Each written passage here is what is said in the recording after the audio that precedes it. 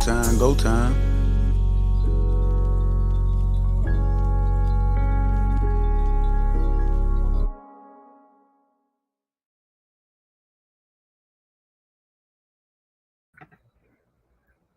I thought the commercial. No T. Shanley tonight. JR, what's going on? Oh, he check the back chat. Check the private chat. Okay. All right. Wait. Okay. Hey, how y'all doing? What's up, Bruiser, Toya, Billy, Kayla? Hi. What's good? How's everyone feeling tonight? Good. It's Monday. Monday. Well, I feel like a weekend. I see that one Wu-Tang earring. Like Saturday. Wu-Tang earring, okay. My mom made it. That works. Billy's making his way. So I think we should have a nice little fun, little interesting show tonight.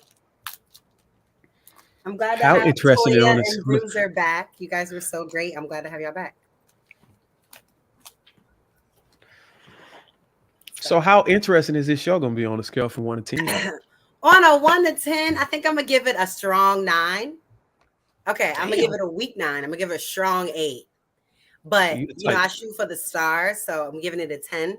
But I think we're going to be there at a 9. I think we just need to go 10 because, you can't bid a blind or no 9s. In all my space, people know what I'm talking about. Oh, okay. I do know what you're talking about. So that okay. That works. So let's get into it. What are we going to talk about first? You know what? That was the question that I was just thinking myself because it's a very, very spicy show tonight. So I'm trying to figure out, is there any even a place to start that's like easing in there? I really don't know if there is. We could get into the political stuff. We could get into the BET Awards stuff. Whichever angle. First of all, who watched? Did anybody watch it last night? I did. I enjoyed myself. What did you enjoy? I really liked Diddy's performance, man. And then it was really emotionally touching when he thought of his ex-wife that he had those 3 kids with. And shout out to Biggie Smalls, rest in peace. Iconic legend, man. Music forever gonna exist in the world. Is that your cat behind you? Yeah, he just jumped up there. I didn't watch the Lord. I just so disrespectful. Situation. Hello. What is his name? Sorry. Sonny. Get out of here, Sonny. Oh, he left. There he goes. Bruiser, what did you think about Diddy's, speech or whatever? His shout outs. Yeah, Diddy at the BET Award. Oh. It's tough. I mean, some people he spoke about probably shouldn't have no business talking about. But like what? Like who? Like who? Well, I noticed from when he gave his speech, I noticed there was a young lady in I don't know if it was on Instagram or Twitter. What's her name? Is her name Young Miami or something like that? Yes. His girlfriend? Lil Miami or something like that? What is it? Carisha, no. Lil Miami, yeah. Yeah. About her. I don't know. I'm not a fan of giving shout outs to people that's not or used to be in my life and no longer in my life. I'm not a fan of that. So could cause some issues between whoever I'm dealing with. But I thought that's who he was with. So they're not together anymore? Wait, so Bruiser, are you saying he shouldn't have shouted out? That was quick. They're not together anymore, right? Oh, okay. That was literally a quickie, huh? Literally, because who said they wasn't together anymore? I thought they were. Are they together? I thought they were. Carisha? Yeah, with the city girl. Yeah, they're together. They're single, but they go together. Remember? Hold on, wait. That don't make no sense. Single but go together. Okay, single. That's got to be made up. That's got to be made up. No, they talked about. So they're like friends with benefits or just they talked about it on Carisha's new show on Revolt called something. Okay. But they spoke about it, and basically they were like, she was like, we are single, but we go together. Okay. So whatever that is, that's what they are. Okay. Is that a luxury only afforded to certain people? And I'm not even going to say it's financial because yeah, I don't think that it necessarily is just financial. But like, what do y'all think about the whole like, you know, we're single but we go together or whatever? Like, kind of have somebody on hold. Do you not even like open? Maybe that's what it is, but just in terms of that, like, you know, I have a hold on you, but you know, I'm gonna do my thing. Like, what do y'all think about that? Do y'all think that that is just something that certain people do? I think it's commitment issues. I think it's dangerous.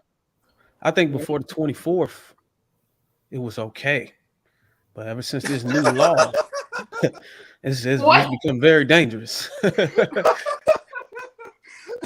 Wait, what? I'm sorry, I froze up. That went over their head, didn't it?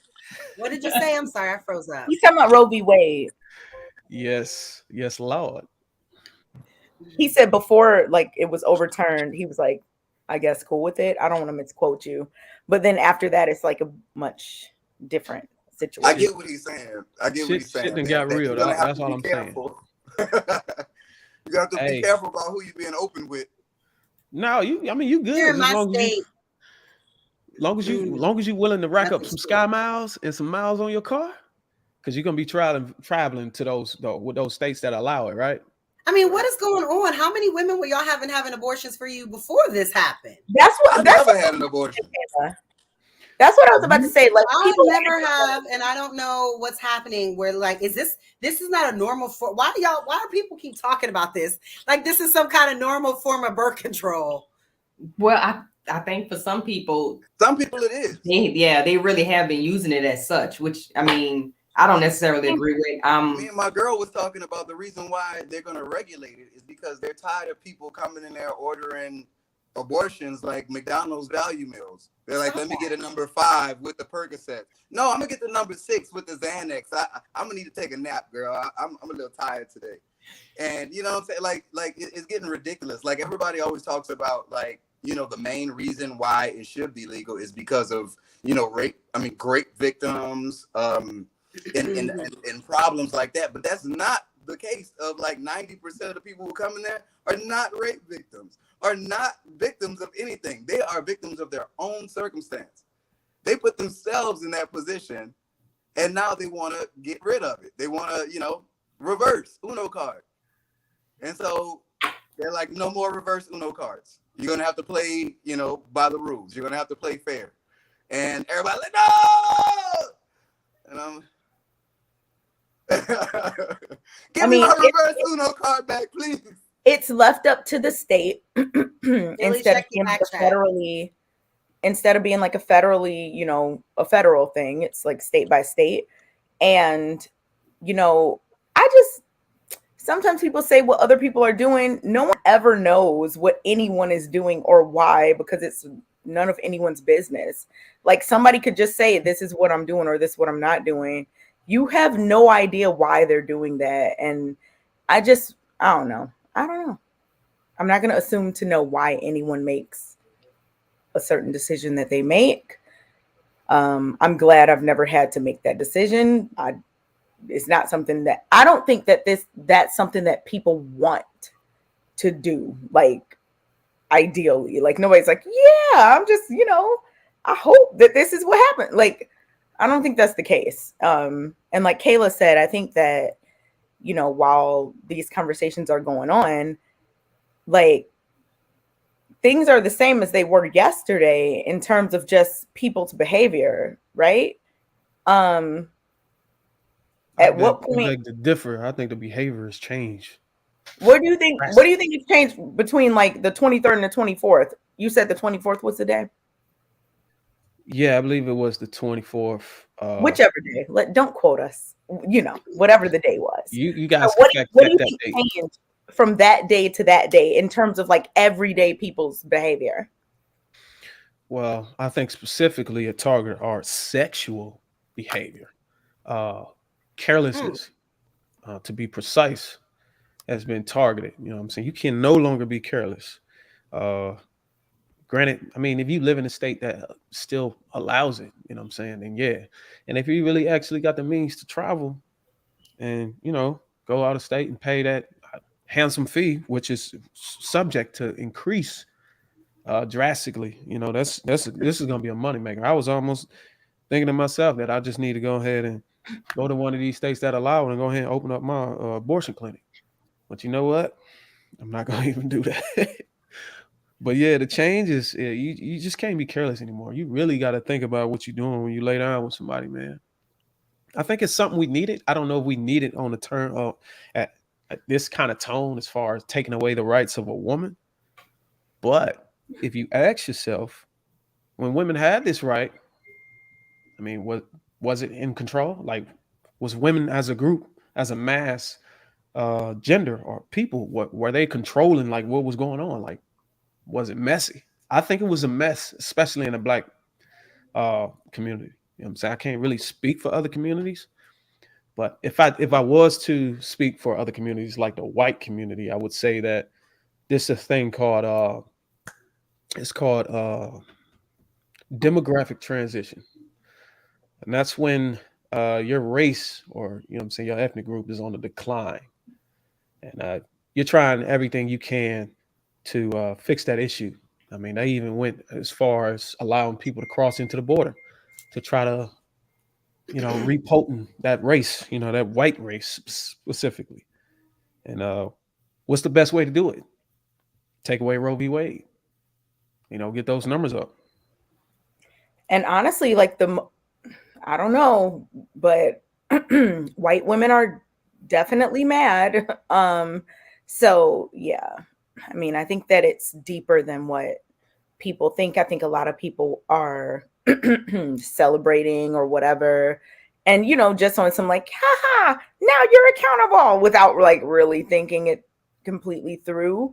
Because honestly, do we really think that quote unquote they care about like black people doing this or not? Like, I don't really think that's the main focus, but that could possibly be a whole nother conversation. So unfortunately, I didn't know we were going into this topic today, but since we are, I have to get some things out, some other factual information. So it's a problem. The way that people are utilizing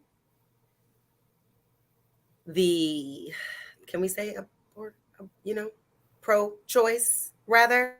Some of the choices aren't good choices. They're just not.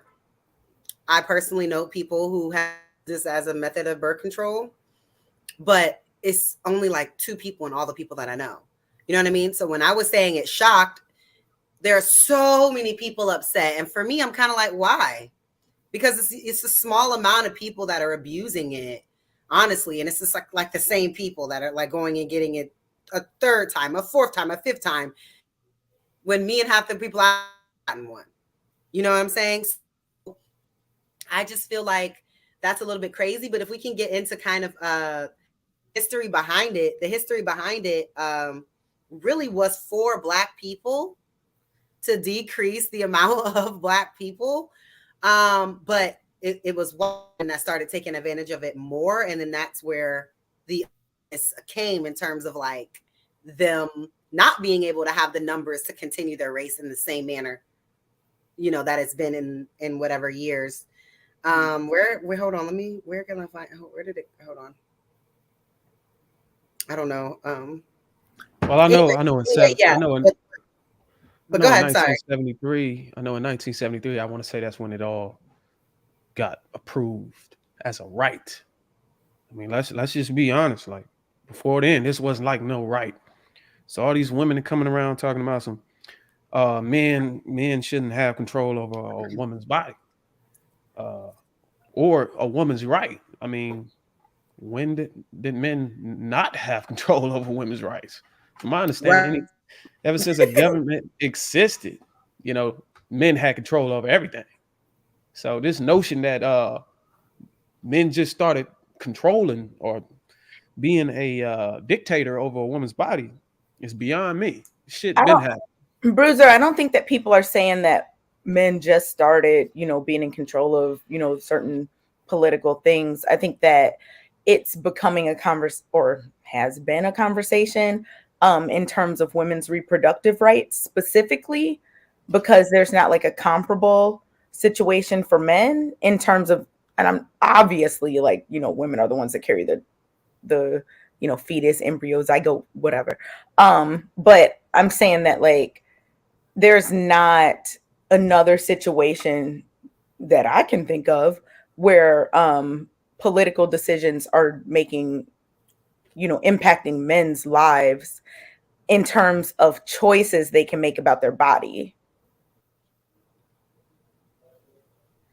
So like, what if we want to go like if they were like, if you're at this age and you're not married, you have to get a vasectomy, or just, I don't know, that's not the same, but just anything about a man's body specifically. Like, I don't think there are any, maybe I'm wrong. Let me know if there are anything that like the government can say, look, men, you can't do this anymore, or you can do this anymore. Like, are there any? I don't think so. I think that's why it's a conversation in terms of like women.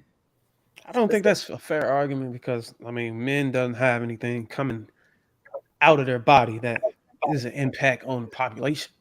Well, then is that not a fair argument, or is it proving that the argument like should be there?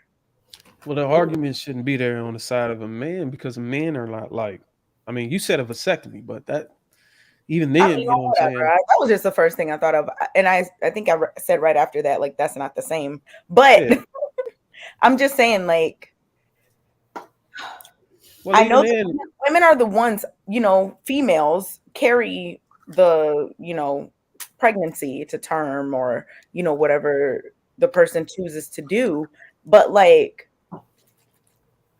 just because that's the case, people are going to say something about it. Like, I don't see the problem with people talking about it. Well, the problem never really exists. It never really exists between Black people. In 1970 or whenever they started arguing, because I think they really started making an argument for it back in 1968 or 69. And it took a while. They went to court a lot of, it was in and out of court. It took years to get the rights in place. But Black people was never out there marching with signs and saying, "Hey, we need to be able to abort our children." We were fighting for different shit. We just wanted to goddamn have equal basic rights. Right. We wasn't out here trying to kill our babies. We was trying to have basic rights. Now all of a sudden, shit change.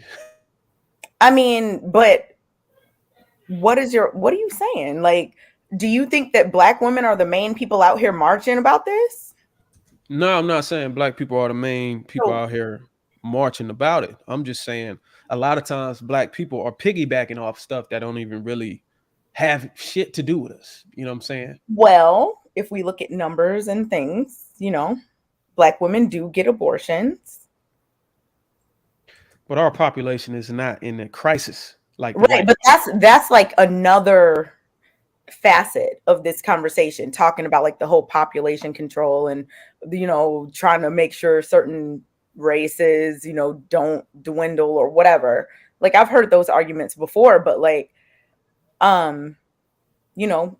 people of all different races get abortions, and I'm just saying I don't think that we can say, like, I don't know, I just think it's a really touchy subject that people have a lot of opinions on without really thinking it through fully, because certain things might require that. And are you saying, like, I'm not saying you, but like, is someone saying that those instances shouldn't be considered?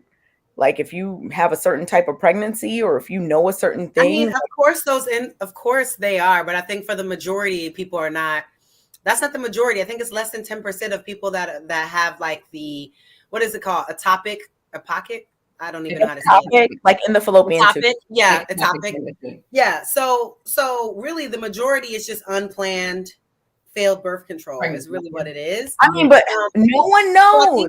I know personally. I know from but it is. It really is. They your doctor, all the people get that, like they get the story when they go through this, and this is something they keep up with. Like it is, especially the type, the different, I believe, different abortions require different things. So an ectopic abortion is totally different than a regular one. So it's just documented. Like there are not as many of those serious situations, like life-threatening, whatever it is, versus people that are just having abortions like as a form of birth control because it's an unplanned pregnancy. So that is like the main issue, but I honestly don't think it's as big of an issue in our community. So I don't know why as much energy is going towards it.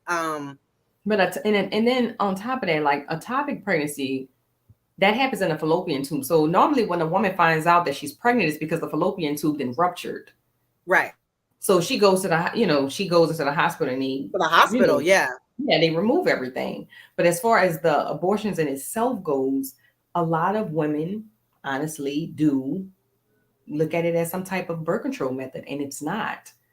Like I'll just get an abortion. Yeah, it's not to be used that way. So why are we pushing for it so hard? Because like throughout the BET Awards, so we can just get back to topic. Mm-hmm. Throughout the BET Awards, multiple people, like even like Lotto during her speech was like, it's given pro-choice, you know what I mean? Like feel the need to speak up about it. I mean, I think some people just do that because it's a hot topic. Exactly. Right. And if you don't say anything, then you're going to be looked at as why you didn't say anything. That's how it is. That's what I was looking for. The study from Margaret Sanger. Someone put it in the damn chat. Thank you. That's what I was looking for on my phone. What, for like Planned Parenthood and like the original purpose? Yeah. And the creation of it in general, like what it really started as. But anyway, back to so abortion. How do we get to abortion, right? Because there's some topics we got to talk about tonight. I think Bruiser kind of like we get to abortion from what? Sex, right? Yes. That is how the situation gets there. So moving to the next topic, that is something that we are going to talk about. Are Black people open to sex therapy or any type of therapy that has to do with sex, whether it's sex addiction, whether it's your relationship needing help in the sex department or whatever it is, just therapy in general. We always therapy, blah, blah, blah.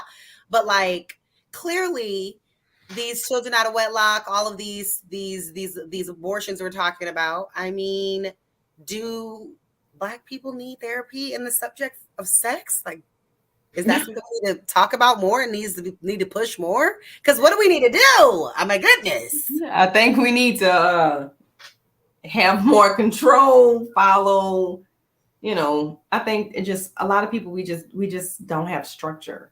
And there's just a lot of casual sex going on, which, I mean, two adults at the age of consent can consent to just, have sex if they want to have sex. But the problem is when you have sex unprotected and you wind up, bringing a baby into the picture, and then that said child is not wanted.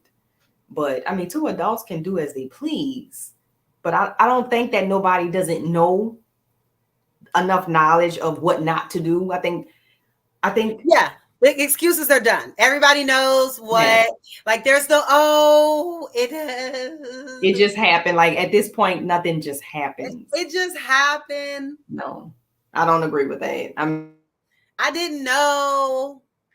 So do y'all think that there should be like abstinence only, or what kind of like education do you think that there should be around this? Because I think that a lot of the time, you would be shocked at the things that people think and believe and think that they know. Like, oh, if you do this, you're not going to get pregnant. I have literally heard people say some of the strangest things, and I'm like, what? You can still get pregnant. So some people that are adults literally just don't know certain things. So like, how can I know it's shocking, but it's true. How can this be tackled, I guess, proactively? What do y'all think about that? Like, how can this be addressed? There is no way any adult that feeds and clothes themselves doesn't understand how babies are created and what is it that you don't know? It's not about not knowing how babies are created. But honestly, even that, people don't really know. You would be shocked, Kayla. What is there not to know? You put the lime in the coconut. When you mix it all up, like, what is there not to know? No, but you know what it is? In terms of like when and what, some people are like, oh, it was right after my period or right before I can't, or oh, this and that. Like, people don't necessarily know these things, even though like I know, you might know, but some people think different things that are wild. That doesn't tell me that you don't know. That tells me that you're ignorant, because now you're using false information that you found somewhere talking about if it's a day after your period you can't get pregnant. Like, now you're just ignorant, which means you don't know. Bad information. Which means you do know. Yeah, like you do know, but what you know is wrong. Yeah, sex therapy can also mean you don't know. It's wrong. So sex therapy can also mean, fixing issues, like difficult issues as far as intercourse. Yeah. You do that. I'm pretty sure y'all don't encounter intercourse with a man and he wasn't putting it down right.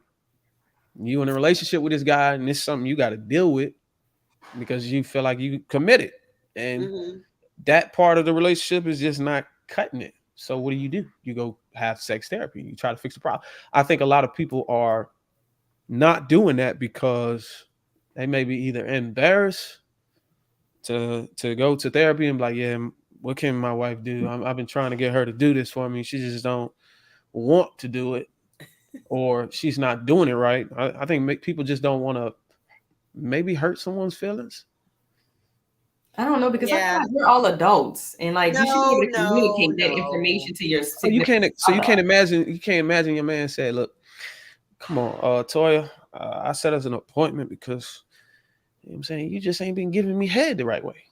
Well, I mean, honestly, honest to God, if that's something that bothers my man, and if he feel as though us going, I mean, because look, I actually know a girl that does, like, she's a sexual therapist and she has a huge following. So I know that this is a thing, right? So if my husband wants to tell me, like, I feel as though you're not, maybe we should, talk to somebody or whatever, I have no issues with that. Like, whatever it takes to better that area of our, relationship, I have no issues with it. But I think as far as, most men don't think that they're going to get that reaction from women. They really don't think that that's the reaction that they're going to get from women. And so we have people terminating pregnancy because instead of having that conversation, instead of going and getting therapy, they just go and get it somewhere else, like recklessly. And then now we have a situation. I'm saying, I don't think that people are going to take sex therapy. I don't. Men or sitting down with their partner and going, listen, your head is trash. Like, I don't know what we need to do. Man, look, everybody could use some sex therapy. But that's why there's got to be something on the list in the bedroom that all three of y'all are not willing to do. It could be painful. Everybody has that, like, hard nose. I think even guys have that too. I mean, it's just certain things that guys are not going to do. Like, you're not going to let your wife peg you. I mean, let's be honest. Okay, so now that, I mean, but then again, you might. Straight guys aren't. I mean, but then again, you might. I don't know. That's why we said there's something that each and every one of us would not do. So that's fine. But that's when it comes down to communication, because hopefully when you start a relationship with someone, you're discussing your do's and your don'ts. And then as your relationship progresses, maybe your do's and your don'ts change, but that's specifically up to the couple, but I think somebody stated in the chat, it was about experience. Like, a lot of people carry them as a young person, if they're coming in young, or, they carry themselves in a way that where they're not all that sexually active. Whenever they meet this person, now they all inexperienced, and now you got problems. You know what I'm saying? So now you gotta have some type of therapy, or you're dealing with a person that's really not communicating to you. Me personally, I kind of feel like Black people are not prioritizing sex therapy at all. That first option is to go, well, if I can't get it here, I think it's a saying, if she won't do it, somebody else will type shit. So yeah. But is that really Black people though? Because I think that's most people. Unfortunately, I'd say it's most people. Most people don't have the strength to be like, babe. You know what I mean? Like, it could be some form of laziness, especially if conversation before, or I've tried to talk you through it. It's still not working. Okay. But at that point, I would honestly feel like if there's nothing that I can do. Now we need therapy. We can do therapy. We would do that if it was something else, but Black people don't feel like they need to do that. I spoke with somebody about. Go ahead, Billy. Go ahead. I ain't mean to cut you off. I said I don't think therapy can make it wet.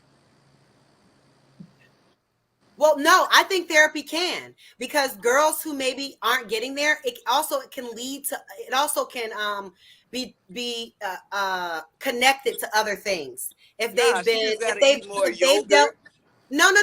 if they've dealt with. We're not talking about yeast infections, Billy. We talking about Billy. No, what I'm saying is that the therapy can help with that, because say you don't know, they could have a past of SA where they've dealt with that, and so there are psychological things that don't allow them to relax, and so they can't get there. And you're just thinking that, oh, she's just not.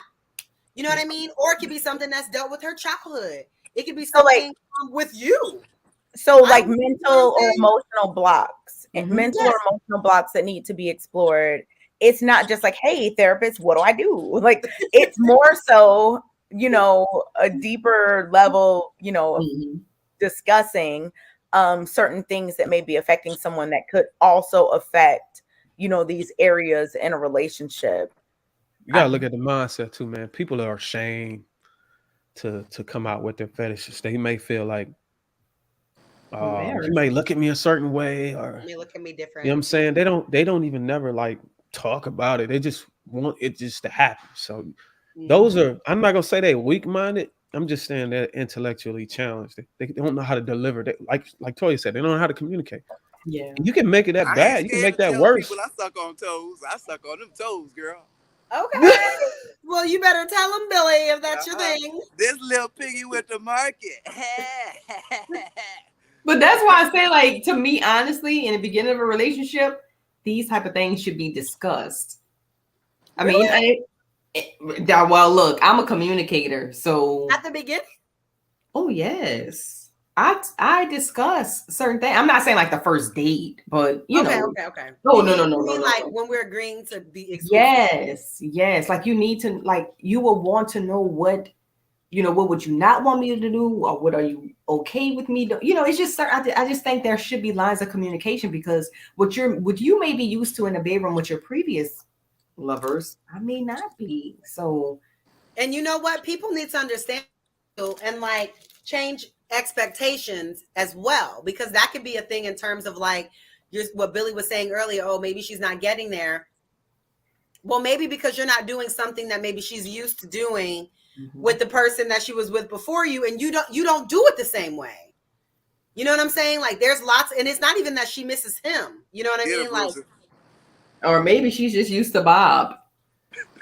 She's used to how he specifically does it. So there's so many different things that therapy can bring out, and y'all can work out, but people don't, and people just go out there and find it somewhere else. Or she been using that damn rose too much. You know what, Billy? I don't want to hear. That's what I was talking about. There will be no rose slander tonight. Oh, there will absolutely be no rose slander. Kayla, you always end up for the. There will be no rose slander, because you there. No. And see, you know what? I'm the complete opposite, and I mean, don't mean to be TMI, but I just never been a woman that's into toys, like never, like ever, never. So that's why I say, like, sometimes guys can meet a female, and if she was previously with the toy thing, then I mean, you can't compete with a toy. That's, but you know what? I don't even use them. I don't use them. Put the rolls in your mouth, and then Okay. Oh, so you practice? You know what? That's commitment. That's cool. But I don't even use the rose. But I just know a lot of people that use it and love it. Bullshit. No, I really don't. I really don't. The thing is for me, I just I don't know. I'm like kind of embarrassed. Yeah, like blushing. No, I'm like kind of embarrassed when it comes to that. I just rather be with the person. Like for me, I need all the other things. Like I need like the touch.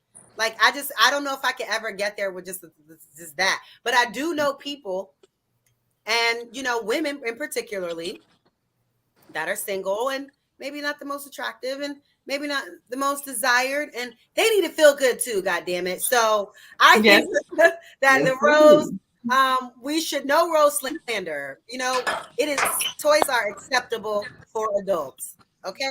And if you're not all that attractive, if you're not all that attractive, your sex game need to be legit. I mean, come on. Your sex game needs to be legit if you ain't all that attractive. I thought it was multiple personality. No, hell no. No, if she's not cute, other value, because he don't want to look at her as much. Think about it whenever your body start deteriorating, or I'm gonna say a different word. You gain weight, you get chubby. Motherfucker don't not really all that turned on because you got all this hanging on you. Oh well. You got to be able to do some things that you don't want to do. You got to be able to compensate. Now y'all do know some guys like a little chubby now. Yeah, that's why I say sex therapy. Everybody can use it because you can literally go to sex therapy and learn shit about your partner, and that you never thought she was willing to do because y'all didn't have the chemistry to have a conversation. Y'all already had like issues communicating on basic shit. So you probably already get exhausted from trying to have a conversation so sensitive like that. You don't even have it. So going to sex therapy could just open up that door. Like, damn, you don't mean to tell me all these years I could have been doing that? We got to normalize it. It has to be normalized. Communication is key. Yeah, but I think that'll take away a lot of it. Will put a buffer in between stepping out as a first option. Because then now you know your partner. You don't been with a professional counselor that breaks shit down to you. You know what I'm saying? You know her spots, all this stuff. Yep. So now when you step out, it makes you look even worse. And I'm sure it also teaches you intimacy, because there's a lot of people that are in relationships that are also not getting there to the climax because they don't have that. There's a part of intimacy that makes you feel like comfortable and safe for men and women. And I think that when you don't have that and it's just the sex, it's just like, it doesn't feel, hey Mel, it doesn't feel the same, especially for women. You know what I mean? And they're out there that are accepting sex with no intimacy just to have sex with somebody. And it's really, really sad. And that's why I have to advocate for the rose, because my mom, no, don't do it. You know what I mean? You're going to feel worse after because you didn't get the full experience that you should be getting, which is someone that like cares about you, that's looking at you, that's like giving you that touch, that intimacy. So there will be no toy slander, because I want women to preserve what they have and wait for the right guy that actually deserves it. So if you need to hang out with the rose, then hang out with the motherfucking rose, because we are not. No. But don't that kind of like overstimulate? Like, don't that kind of like bleed off into the bedroom with your person? You getting this sensation? I haven't used it. I don't know. I just know people say it's great. Billy vouched for it, so I figured it was. I'm thinking it probably could start causing a problem because you're gonna become dependent upon reaching a climax with that. Yeah, that's what I'm saying. I'm not gonna like, me personally, man. I don't got no shame. I'm not gonna beat my meat all the time. You know what I'm saying? And then my wife come up on me like, "Hey, you want to You want to have sex, and I'm like, yeah. Oh no, that doesn't work. I'm just saying, like, you don't want to masturbate. You want to say masturbation for like, okay, you single, you know what I'm saying? You ain't really getting none. Or, you know what I'm saying? Your hubby, he deployed, or your girl, she deployed, or, you know what I'm saying? Distance. There's some quite distance. You don't want to be walking around with toys and shit. It's pleasure on demand. There are things you can use together, though. You know, there are things that like you can use. So, okay. So I'm going to answer the question that's running across, and then I'm going to answer Kayla's question, or address Kayla's question, or answer, or like perspective. Just go ahead, Mel. So are Black people open to sex therapy? They definitely are. It's more people that are willing than you think to actually get somebody else in and get their perspective. Second thing, you talking about toys. Like, I'm not an advocate toy person, because I like the real thing. I can be abstinent in your absence, if that makes sense. Mm-hmm. When you're not there with me, I can be abstinent. I don't have a problem with that. And I think a lot of women, like a lot of people, it's like, I ain't got nothing to do, so let me, it's different for everybody. It depends on your sex drive. But when you hear, oh, you getting it, we getting down, I'm telling you, you're gonna be tired of me, because I'm touching you all the time. As soon as you wake up, get your ass up. Hey, but that could be a negative part, touching me every time. Like, I don't go for that shit. Like, sometimes I don't even want to be touched. You know what I'm saying?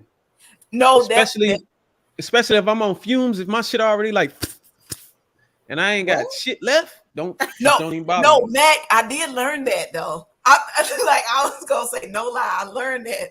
Like, he was like, man, I ain't got no more in me. Like, what are you doing?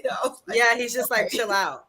But the thing is, do you think in therapy, because the other thing is in terms of frequency, do you think frequency is something that can be solved in therapy? Because like, if you're at 4 times a week and she's at 1, like, what can the therapist tell you?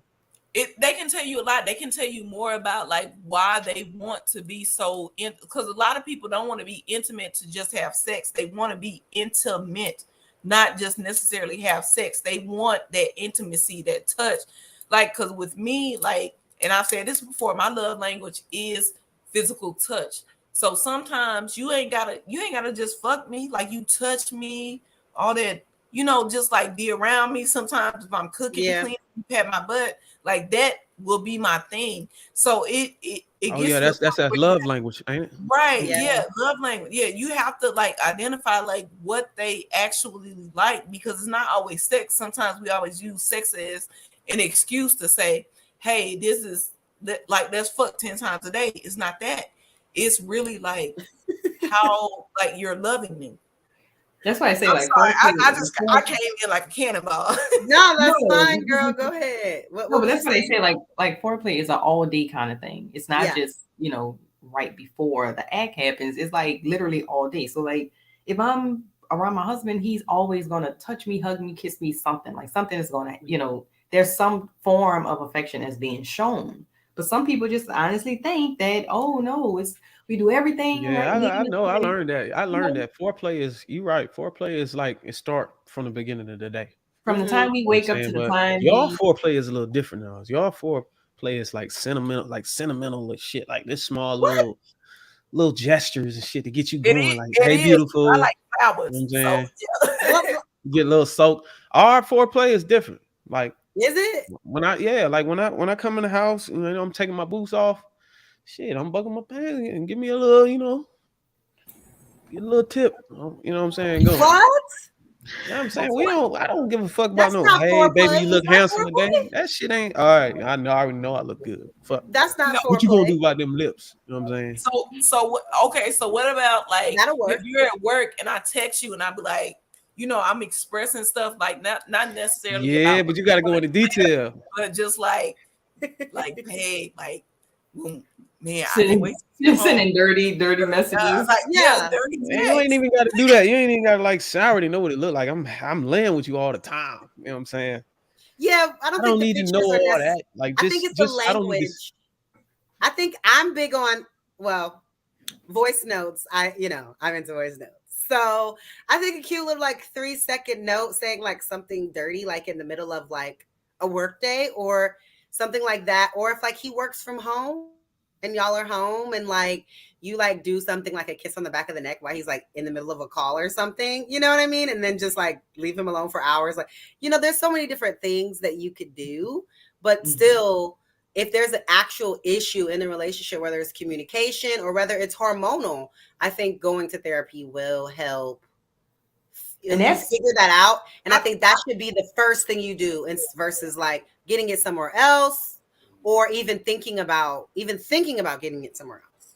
So Toya, I don't mean to cut you off, but Kayla, I'm gonna say this. Like, you have a nice voice. I sound like a man like 70% of the time because I be yelling at people. So I can't send no damn voice.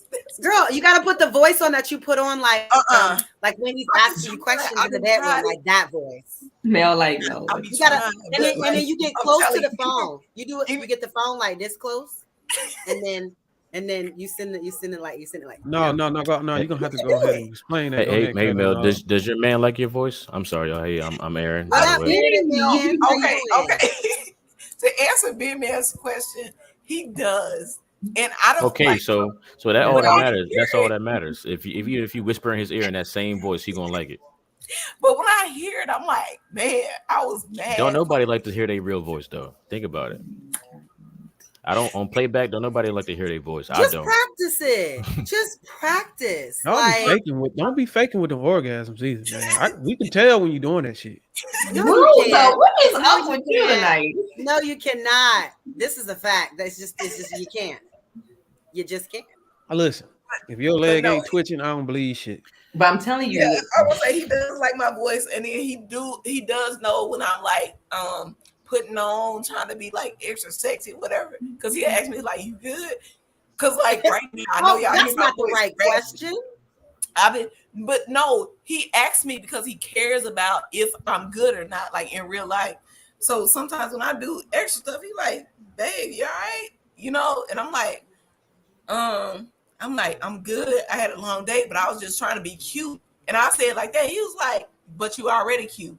And he'll pat my butt or something like that. So I think y'all insecurities getting away of that communication part too. I can see that. I can't tell. Honestly, Aaron, you can agree with me on this if you want to, Beard Man. We can't be let's say you bad, you know what I'm saying? But you got a little fupa. And that shit sometimes like, damn, can you just tone it out? We can't be like tone it out or tone your body out so that sex can be better. Then you be like, some people like to grab that little. Yeah, some people like to use it as like a pouch to grab onto. Yeah. So I mean, you can, but like watch porn together. You know what I'm saying? Watch a little porn together. I'm not into that. We tried that, and the funny thing about it is every time like we put on a different one, it was just funny to. That's because you watching. That's because you watching a woman get gang bang, Aaron. You can't do that to your woman. Man, ain't nobody.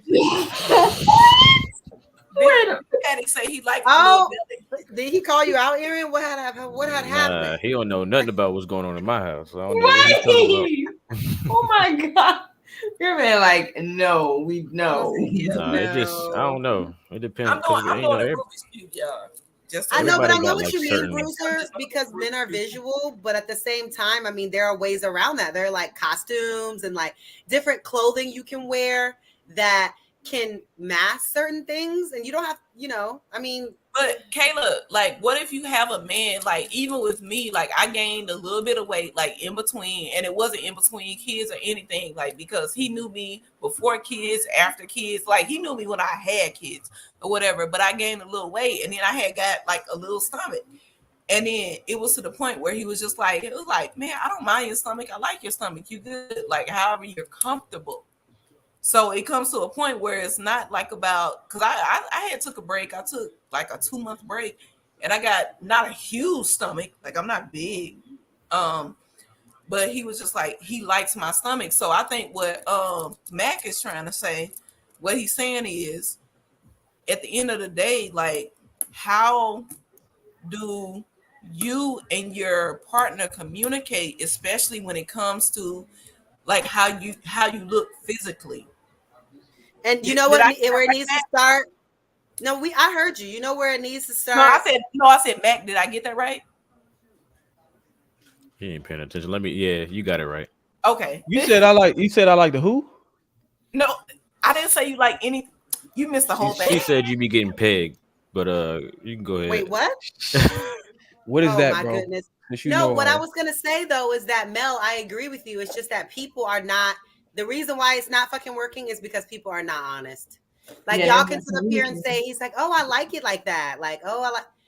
They're just saying what they need to say to make you feel good, so they can smash. They really, they don't like it. Damn, I don't care what you say. Like, they don't like it. How do you make your man?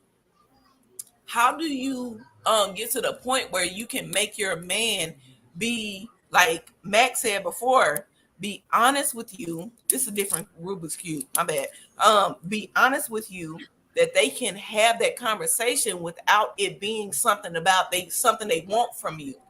Is that the infinity cube, Mel? It is. It is. I know it is, Mel. Hey, I always buy like big boxes of like everybody wants something. Like hey Mel, so what you're saying is like, I mean, your man is already telling you, like, do you not believe him? No, I believe him. I was talking to Kayla. I was asking her specifically because as like the last time I think Kayla, you told me you were single, right? Yes. Okay, so I was just trying to get her to like understand what I'm saying. It's not anything that's bad. It's not anything that I'm trying to like bash on you about. I'm just saying, like, when you meet a man, a real man that's able to tell you how they feel about everything around you, like, why are us as women running from that? Like that's like a big issue. Why are we running from that? Because like, society today. Society tells society today tells you need a fake body to look good and get likes. I don't know. That's only for butterheads. That's only for butterheads. I can't. To be honest, this is a hard topic for me. Like, that's hard for me to say because like I've always been like fit. So I can't relate to like somebody saying, I mean, I've never had there ever been a comment about even when I gain weight, you know what I mean? I don't know if it's a real man thing. I think is your man strong enough and willing to tell you the truth or not? I think that's what it is. I don't think it's about why we keep throwing it back. Y'all don't like the truth, though. Y'all don't like the truth. Because men don't tell the truth, Mel. They don't tell the truth. Yes, they do. They handle the truth. Listen. They say what real man feel better. Kayla, we don't listen. They're not always telling us stuff to make us feel better. They telling us stuff that they really feel, and we don't listen. Like, that's a big problem. We don't listen. Our men are telling us. We don't listen. And then we have this thought in our head, like, no lie. And I kid you not, I had told my ex-husband and my current person that I wanted to go get a mommy makeover. I had saved up money for it and everything because I thought like I need to look a certain way. And then when we sat down and had the real talk with my current person, he was just like, Mel, like, what's wrong with you? He was like, I don't understand. He was like, what's wrong? And then I told him how I felt, and he told me how he felt about me and like how he looked at me when he saw me. He was like, I've seen you at business meetings. I've seen you at practices. I've seen you at everything. He was like, you don't need to fix shit. We don't listen. We think we need something that we don't. Look, your personal insecurities is a shield for the truth. Like, once you start throwing that shit up, you throw it up in so many ways. It ain't even got to be about sex. It can be about just bullshit, like just going out. You know what I'm saying? I think I like. And when we hear that shit, we like, damn, man. How the hell I'm supposed to tell her that I'd rather she do this or I'd rather she look this way? Even like, I like the way you look, but it's plenty of times when you. It's plenty of times where that first outfit is perfect.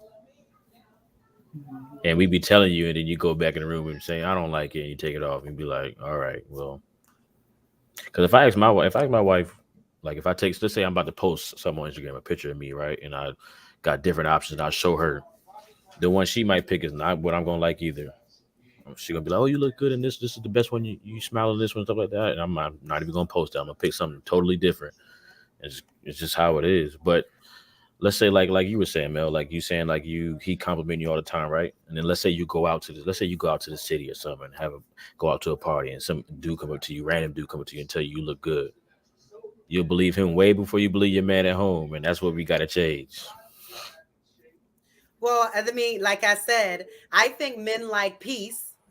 So y'all can swear every woman's going to be like, oh, really, honey? Okay. You know what? You're right. I'm going to not eat this and I'm going to work out then. Like, I don't think that. I think a lot of times the conversation turns into conflict. So men are going to preserve their peace by being like, yeah, baby, you look great. And going back to playing the game or smoke a cigar or whatever the fuck they were doing before. I'm not attacking you, but like one thing that you said that you need to change is every man.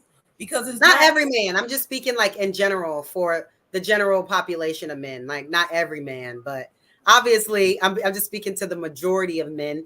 I think care about their peace or they care about telling you like how they're actually feeling in every moment in terms of how sometimes with Kayla, you dealing with the wrong men.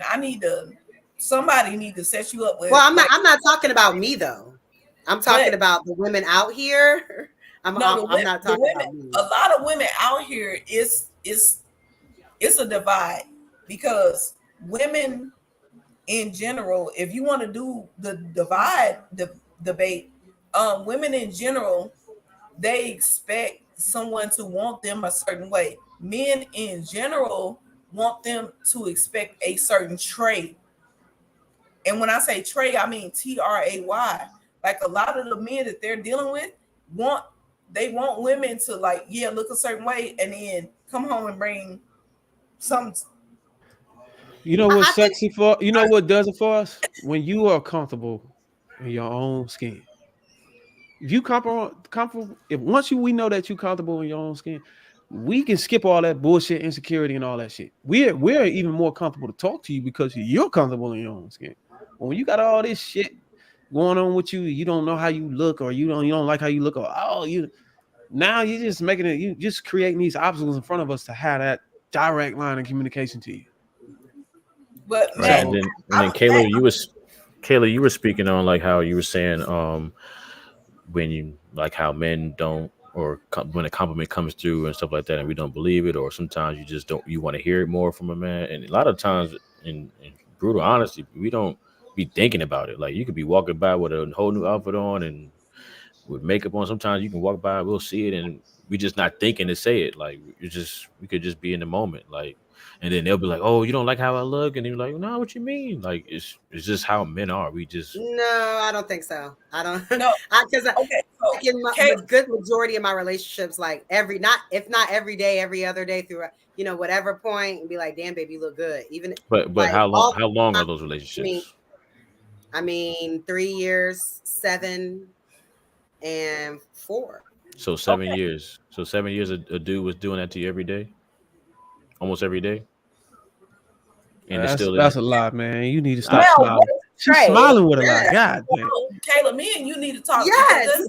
I mean, not every single day, 365, but very often. Also because, like, especially in the latter part of that relationship, like, I was home a lot and, like, I'm very extra. So, like, I may go through, like, why did it not work out? Why did it not work out, if you don't mind me asking? It just didn't work. It just didn't work. No, that's just not it. But just say you mind me asking before you give a bullshit. But my point is that I'm extra. So I may have changed outfits. Mel, what is what you said? You said Trey, like TRAY. Can you explain that? Because I was this whole time wondering. Oh, like so. When I say some men expect you to bring the tray, I don't want to say the table because that's overused. Oh, okay. Okay. I'm like bringing something like they gonna say, "Oh like God, I bring the table." Tray. People know a tray. Okay. That's what I was using. Okay. I thought that's okay. Yeah. Okay, so like a tray instead of a table. Yes.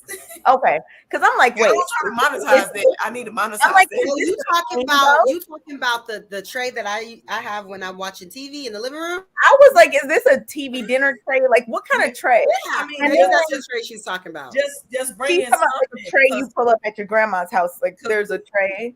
You know how grandma have her tray. Kay, I know we just met, but like nobody, like when we think about it, we talking about everybody bringing. I'm bringing you the table. Who sits at the table anymore? Bring me, like, you want the tray because you want right now what's going to happen right now. You don't need a whole table. I think a lot of people sit at tables. Oh, you're talking. No, she's talking about a service tray. Like when you serve your man serving tray. You have like a tray. Like, what am I bringing you?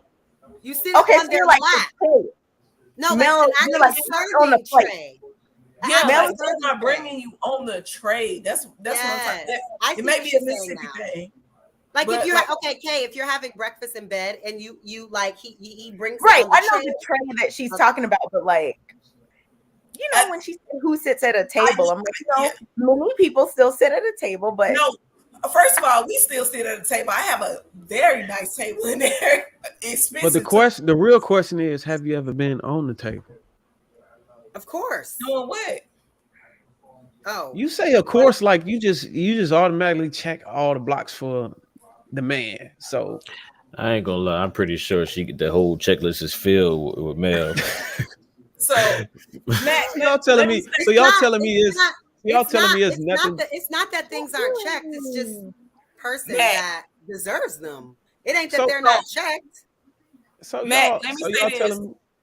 Matt, let me say this. Well, like beforehand, I hope Shaq don't get mad at me. Like you are you are the table when it comes to the whole thing. Like when I say you are the table, like you're. I thought you was gonna say something explicit. I'm like, yo, chill. No. I bring the table. Yeah, go ahead. I don't care. We ain't gonna hold you accountable. You good. Like Bruiser said, wait, no.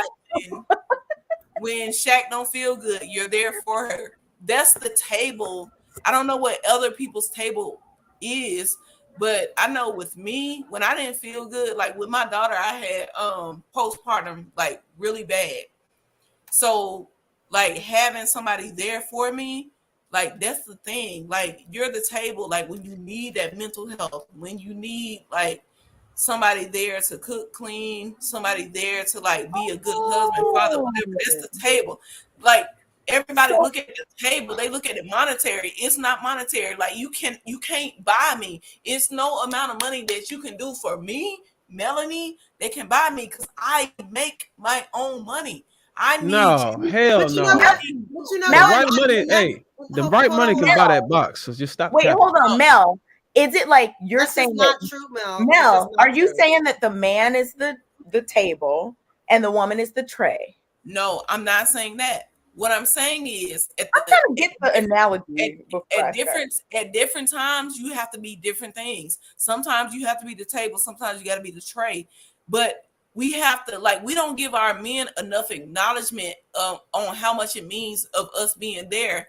And at certain times, men don't give us enough acknowledgement of us being there too. But I know when I needed my man and I needed a man. Like my dad always says, my dad said that the man is the tape. Like this is a whole different analogy because he's like African. But like, he said the man is the table and the woman is the screws in the table that like keeps it steady. So like, I think that's a great analogy. I would say that, yeah, I would agree with that. What do you think, Eric? Let's let Aaron and Toya get in here a little bit. What y'all think? And then we're going to kind of transition to the next subject. I agree with that because I mean, you know, at a certain point in my life when we were dating, so we've been dating for almost 10. Well, I mean, I'm sorry. We've been together for almost 10, but we've been married for 3. Nice. But the funny part about it is like when we first got together, we always had goals from the beginning. Like, okay, she always wanted at this point I want to have kids, and at this point I want to be married, and I'm trying and I want to do my best to meet those goals in the relationship. So that's the part of me is where it's career wise as well. So like I'm not going to marry a woman that I know I can't take care of. If I take you out of your parents' house and I got to take you back to your parents' house because I can't take care of you. As a man, I fail. So Yeah. before I even proposed anything like that, I made sure I was good. I made sure my career was stable to where I could take care of her. The way I grew up was nobody. The man takes care of everything. The mom stays at home, stress free. You don't worry about no bills. Don't do none of that. So that's what I have. I got to a point where I made enough. So now I told her to quit her job. Don't need to go back to work. Stay at home, watch the kids, and that's it. You ain't got to. I don't make her pay no bills. I don't make her even worry about going to sleep on no bills and nothing like that. So it's just because of how I was raised, but everybody's raised different. So some people believe, oh, she can help you pay bills and all this stuff. Like if I need it, I know she'll step up and help me, but I don't need it. So Yeah, where you you just- from? I- Where you from? I just want to add to that, man. Like, Where you from? come on, ladies. What? If you I'm- got a I'm- man, if you I'm got a from man Virginia that's Beach. willing, Norfolk area. What? yeah. Okay. What'd you say, Bruiser? Bruiser, what you talking about? What you about to say? What'd you 'Cause say? I I can was about already to say, see. listen, I ladies, know. I feel like I know where he's going. I do too. Go I ahead, don't know Bruiser. what I'm about to say, ladies. Go If ahead. you got a man that's willing to take care of you, allow you to stay at home, you ain't gotta work, man. Just tighten up the house. Your body should be fucking banging for us Yes, that's correct.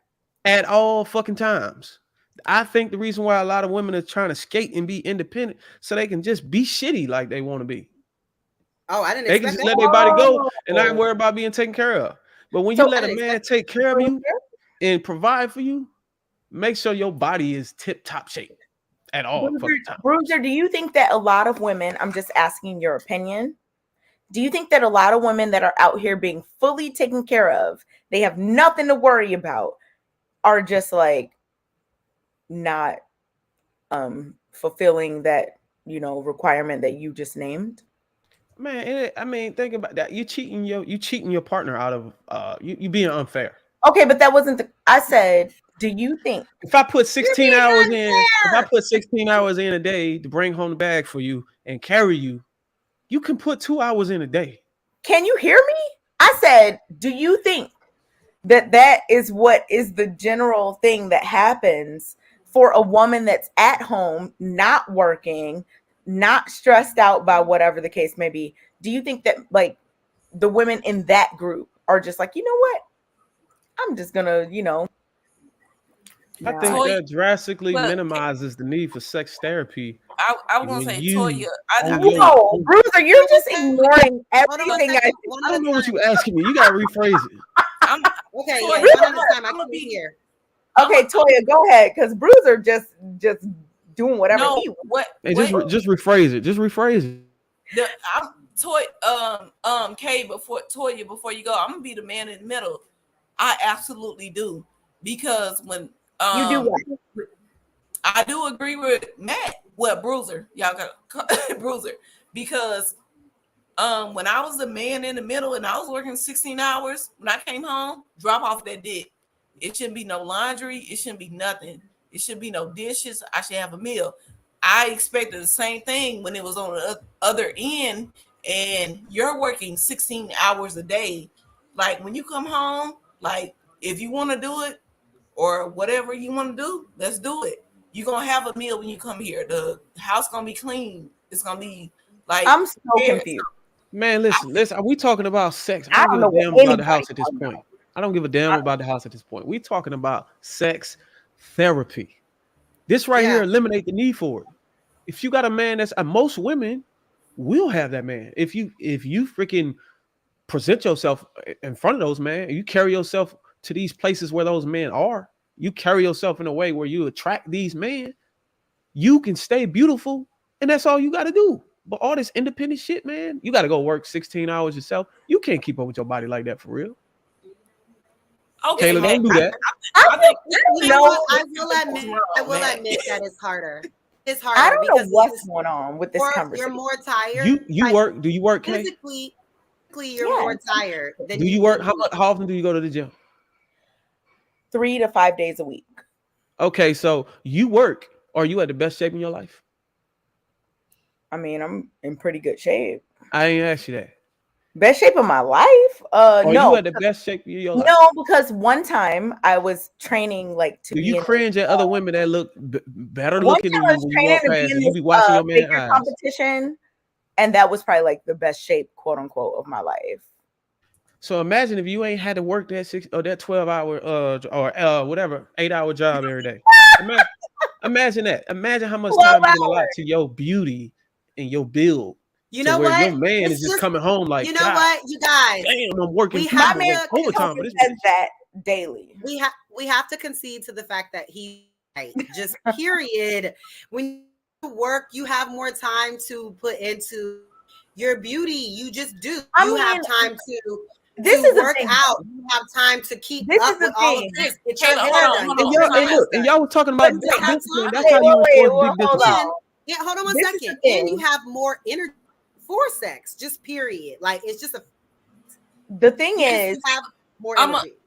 I'm the gonna be thing on is, that side on this. people can work or not work and work out or not work out. Like there are plenty of people who don't do anything all day and are not in the gym. It ain't There are even gotta be the gym. It people could just be who- eating right. hold on. There are plenty of people who work like I work and I go to the gym. Kayla, you work out. Like that doesn't mean that you can't work out. But I mean, I Yeah, think but it I takes- get. I You think don't I have get as much what y'all are- Huh? You don't have as much time. You just don't. Or energy. Well, you make No, time for that's what you not want to true. make time for. You make So- time for what you want to make time for. That- And right. the thing is, it just has to become a habit. And Yeah, I'm but not now saying I that have everyone. to. I'm not There's saying only that 24 hours everyone. in a day. Right. Time 24. for what you make time. But my If thing you is, make time for what you make time for, that I'm- means you have to cut something out to make time for oh my, that. what Kayla. are y'all really out here saying Kayla, that? are you really What? for real? Plenty I got of 4 people that a.m. work. tattooed Yes, on when my I get wrist. up Plenty in the- of people. Plenty When I of get people up in the that work. morning, Time out. when I get up Plenty in the of people morning, that I work will go honest- to the gym. Like what? you guys. Kayla, Work at no, 9 a.m. no. Go to the gym. This I have a I think- 5 a.m. to 5:55 a.m. class that I go to on a regular basis. Like I don't. You can go to the gym. I think that sleep also contributes to beauty. So I sleep Stop 8 thinking, hours Kayla. a night. So Stop you thinking. talking about Yeah, 5 Kayla. a.m. Sleep is Kayla, important. stop. You talking Stop about thinking. no. You talking about being somewhere at 9 a.m. at 5 You ain't a.m. gonna be nowhere. You're gonna be means by your I am damn not self. gonna be able to get 8 Kayla, hours. Damn self. Kayla, you can go to bed earlier. How can I go to bed earlier But if I you- work 9 hours a day and I spend 2.5 hours commuting and I spent 2 hours in the gym in the morning, getting in the gym, getting dressed, and then having to go to what are y'all talking Okay, so about? that's Are like you 15 serious? hours. So that's 15 hours. There's still 9 left. Okay, I'm just so when I saying. wake up in the morning, my priority is No. Kayla. I do an Kayla. hour long Like, of Kayla, Kayla. So I'm that's not- Kayla doing Kayla, my you're own not morning listening to routine. Kayla, yourself. I'm not even arguing with you because I understand that I'm not everyone arguing does with you, but not. you're not listening Hold to on, yourself. Mel. Hold on, Mel. It's Hold on. not enough I time will- in the I- day. I'm not Don't let arguing. there be an accident on Kayla. 95. There's Kayla, just I'm enough not time arguing in the with day. you. Kayla, I'm not arguing with you about that because I agree that everyone doesn't have like the time to, do certain things, right?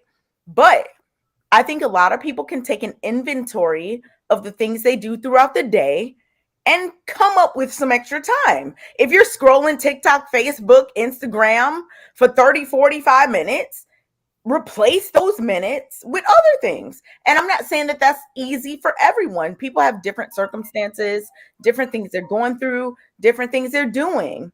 But to just act like no one has any time for anything, I mean, there are plenty of people. That's who not what I'm work. saying. I'm not saying that that's what you're necessarily saying, but just this whole conversation of like,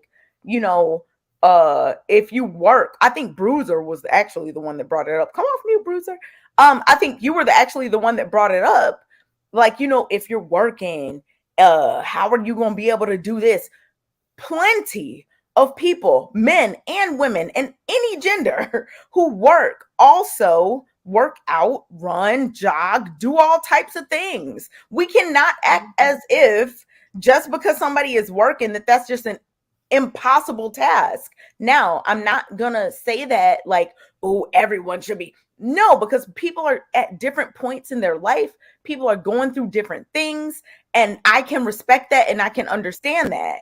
But to say, well, you know, if you just weren't working, you could be working on your body. Plenty of women that work also work on their bodies. Like, what?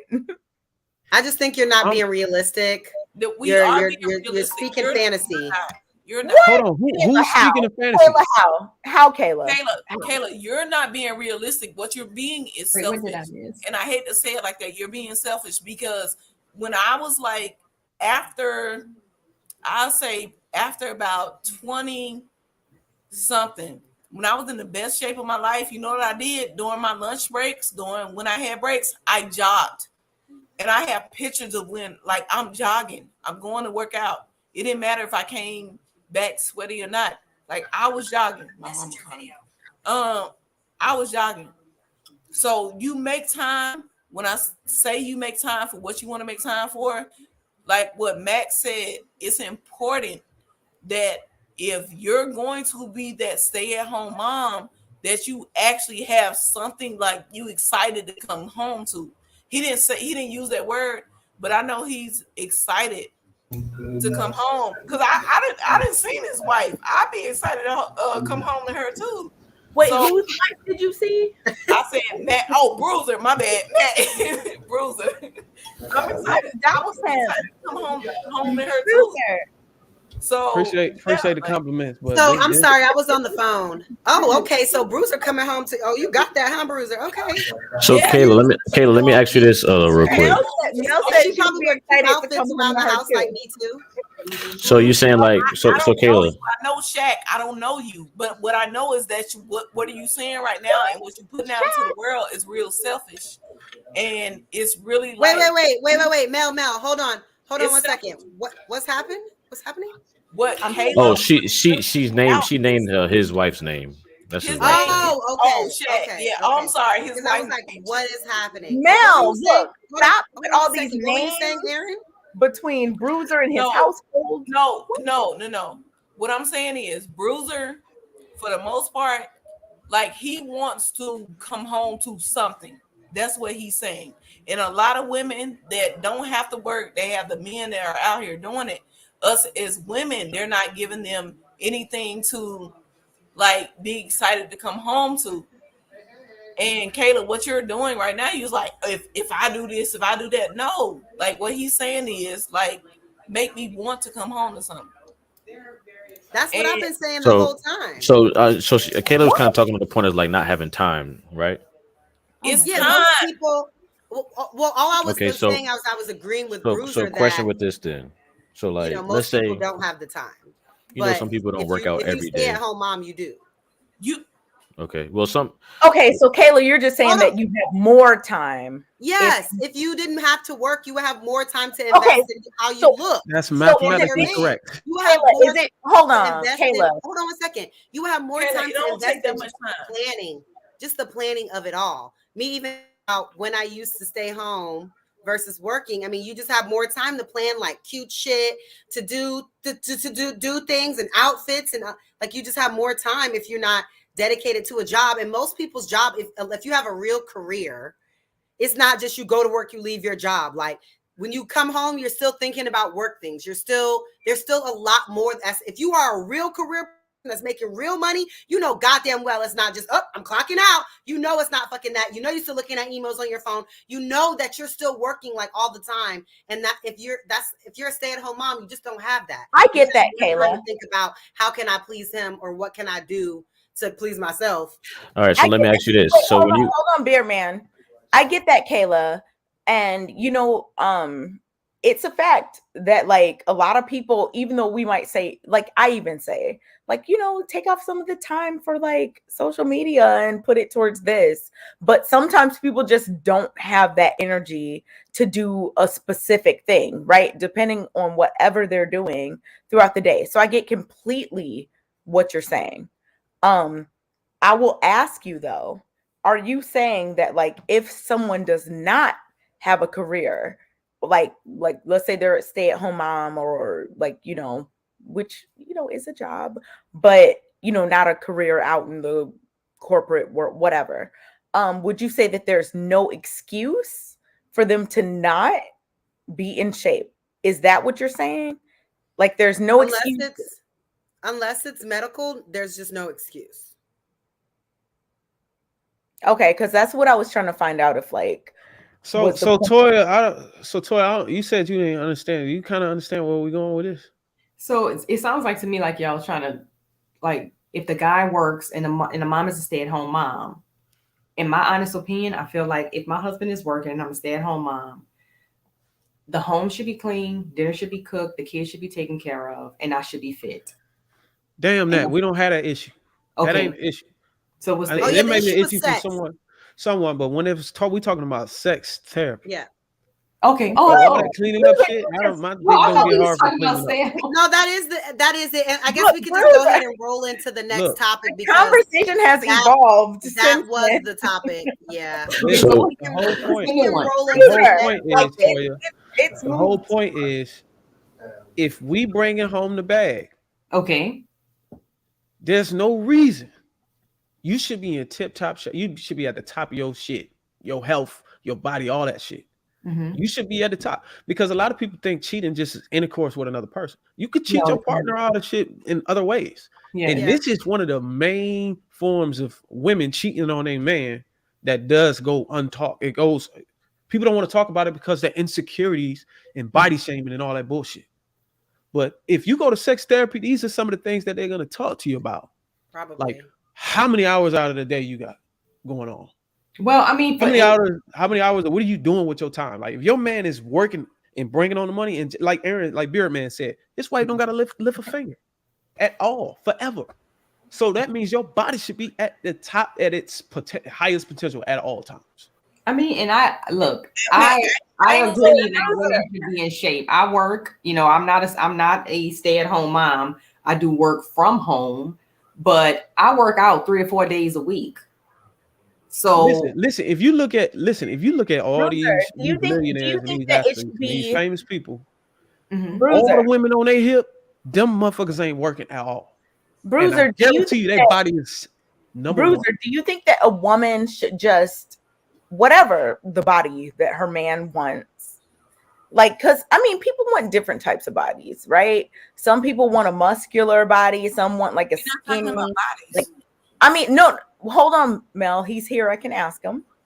So I'm asking you, Bruiser, do you think that a woman should, you know, adjust or, I don't know, make her body the way that her man wants specifically? So like maybe it won't be. No. Hold on. Maybe it won't be like some people want a fit, you know, person that's working out however many days a week. Some people want a different type of body that's not, I don't know. Do you think that they should do it based on what their man wants? Or do you think it should be based on just, you know what, you are at home, so you should be working out this much, however many times a week, and you should look this way? Like, do you think it should be based on what there's a threshold that you want to maintain? There it is. That's what I thought you were going to say. Pink book or whatever y'all call it. What? Diary, whatever the hell you be writing. Book. Whatever you. But what Bruiser, are you trying to say that however you looked when he met you, you need to keep looking like that? There is no. That's not what I'm saying. That's close. Let's just let Bruiser because he's here. If you have a baby, Bruiser is here. He can answer. If you have a baby, obviously there will be an influx during that time where you have to work back to where you were. But if you're not working and you're at home, I think that he expects you to look the way that you look when he got with you. So, Bruiser, what? Okay, so you answered that question. I give you 60%. That was kind of correct. When I say threshold, I mean at the point of where we met you and above. So the only way you gotta maintain that threshold when we met you at, there shouldn't be no decline from there. If we retire you at your threshold, maintain that and above. And anytime you got time, you're not having kids, you should be shooting for the goddamn. You should be shooting for the sky. You should be swinging for fences every day. Bruiser, do you think that this is something that people should communicate in the relationship? It should go without saying. The fact that we got to tell you that it's an insecurity that I told you, this is a shield of insecurity that y'all put in front of us, and y'all use it against us because y'all, there's this stigma going around and saying you should love me for who I am on the inside, or this. Well, you know what? I don't think it's about the stigma and all that. I think it's just like if you meet a gym rat, right? You meet somebody who's very fit. I can understand, like, after a certain amount of time, if they're not doing it, you're like, wait, what? Because that's not the person that you met at that time. And then you would need to communicate. But I'm saying, like, if you met somebody, like what Kayla said, already, however they were, whatever the case may be, is that the standard? Like, how do you know? Yeah, she grandfathered in. She grandfathered in. But let's say you're the breadwinner. Let's say that you're the breadwinner, right? And I'm a skinny dude. I'm about 175 soaking wet, and I'm 6'1", 6'2", so I'm skinny. So let's say I come home a couple years later down the line, I just start losing. I'm eating McDonald's every day. You making more money than me, and I'm not paying as many bills as you. And I come in, I'm fat now. You gonna say something, right? I don't think like money making and health are like. That's cat. That's cat. That is cat. Okay. I really think no. You not paying bills. So you telling me if I go from? Is you telling me? I think that when you love someone, you care about their health, and you're with them, and you see them gaining or losing massive amounts of weight. You are going to say something because you care about them. I don't think it has anything to do with how much they make or not. So Toya, what would you do? Because you've been with your husband for 13 years. Yes. What would you do?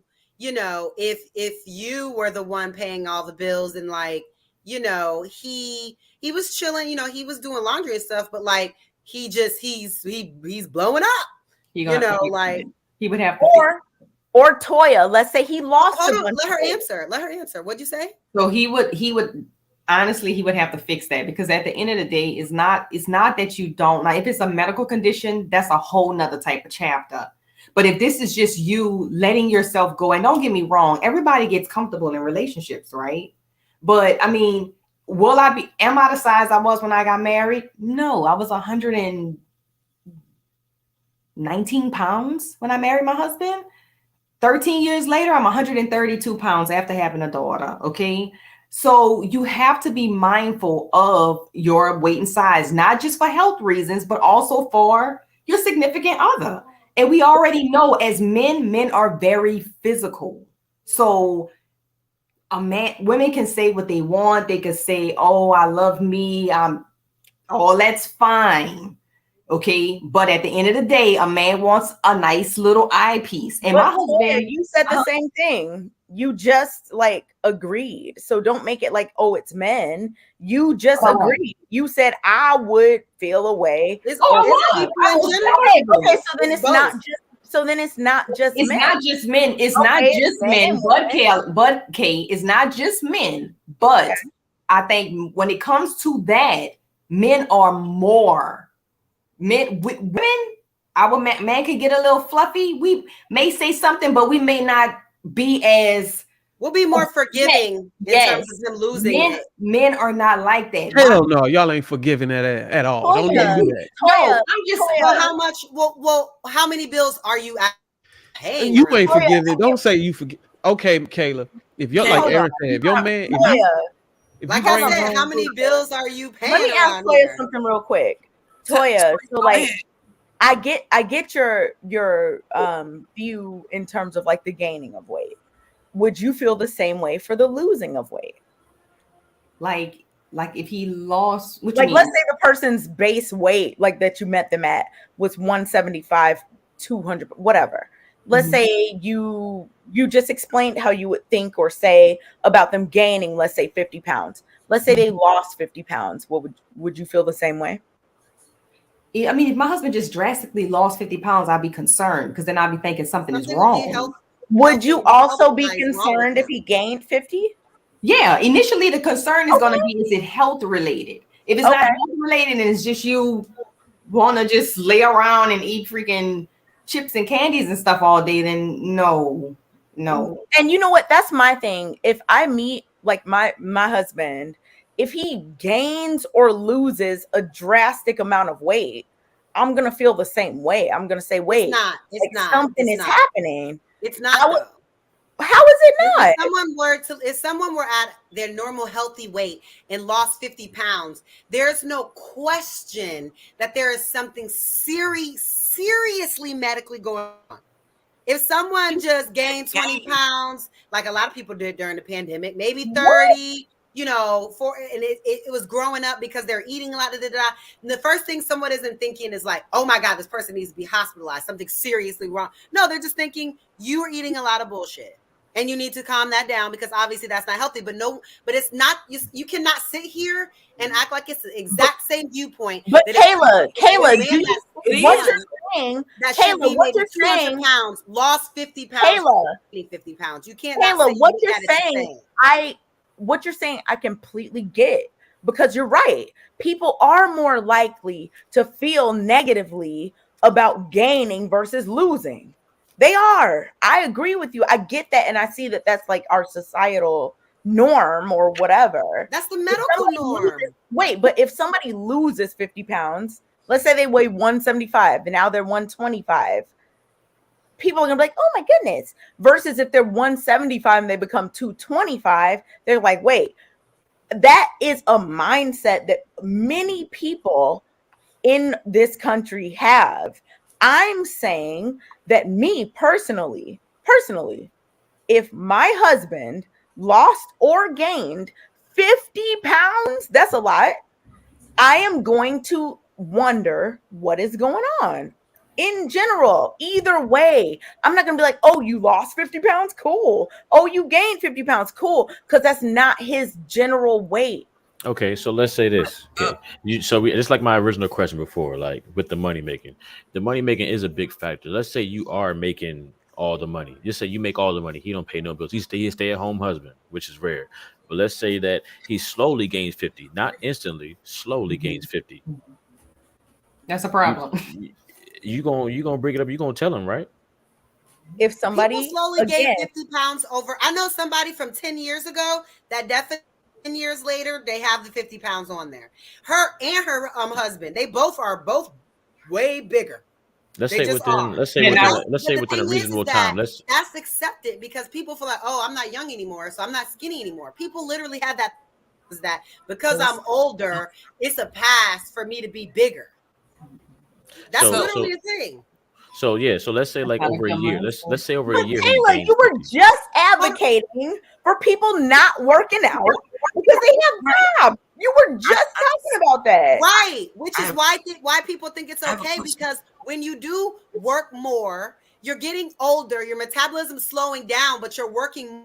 That's why people take it in their head that, you know what, it's fine that I'm gaining weight because I'm getting older. That's why people associate that, because that you literally named all the things. You're hold on, we cut Aaron off. Hold on, you said slower metabolism. You named many things, and now you're speaking against it when you just were. I'm not speaking against it. I'm saying why people think it's okay. It's not.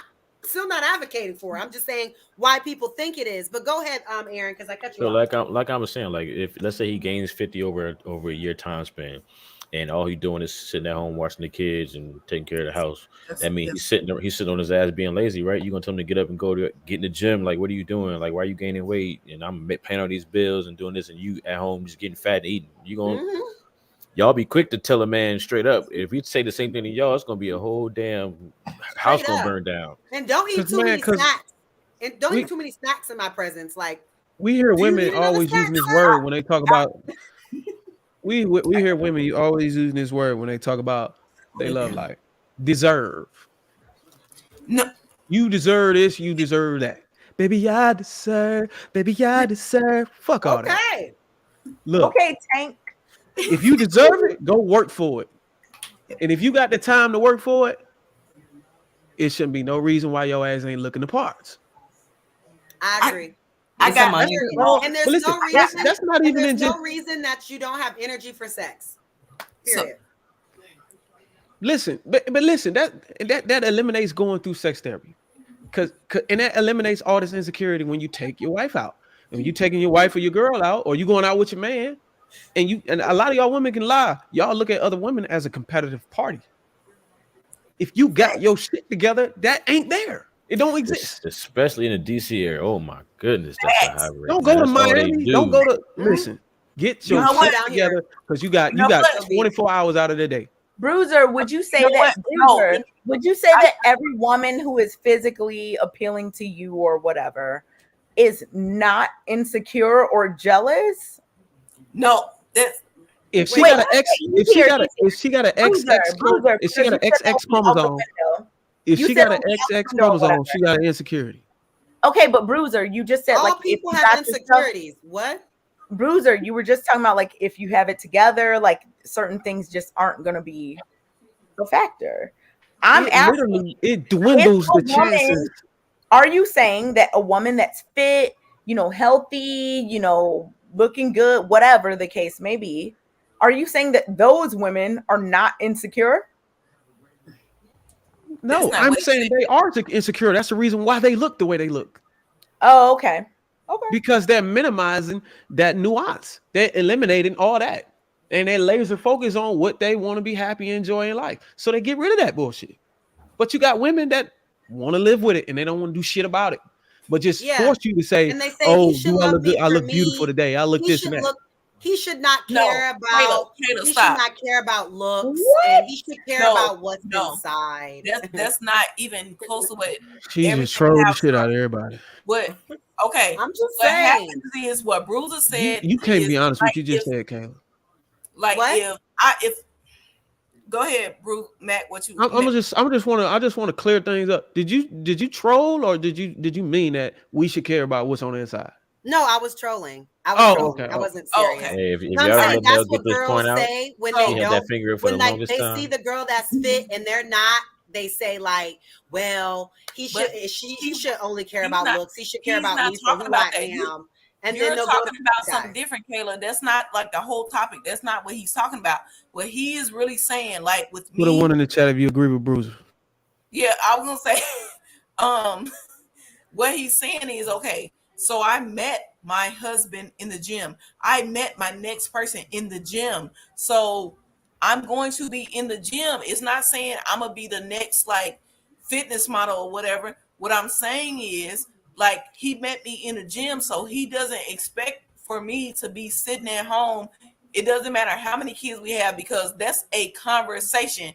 And I think Beardman and Bruiser both said the same thing. That's a conversation that you had. Toya said it as well. That's a conversation that you have to coordinate so you can have that gym time so that you still can be in the same gym that you damn met them at. Listen, a lot of this shit is strange to y'all ears because y'all man probably ain't never told you this shit. He can't tell you that if you got this shield of insecurity in front of you. And I'm gonna keep using that term. You'll never know. You got to hear it from another nigga that's going to keep it 100 with you. So when you go back to your man, I guarantee you tell him what I said or anything Beer Man said, and they be like, damn, that motherfuckers that shit is right. I just ain't never know how to tell you, baby. Hold on 1 second now. Let's get Toya in here, and then I'm going to transition to the next topic because we're already really talking about it, but go ahead, Toya. Right after Toya, let me say something real quick. No, I was about to say my husband is very it's funny because like we pick with each other about it. Like if he see me maybe snacking too much, if I catch him snacking too much, we call each other out on it. And like we always tell each other, look, you're not young, you're not in your 20s anymore, because it's the honest truth. So some people look at it as, it's trying to, I don't know, some people may look at it as being vain, or everybody have their thing about it, about fitness.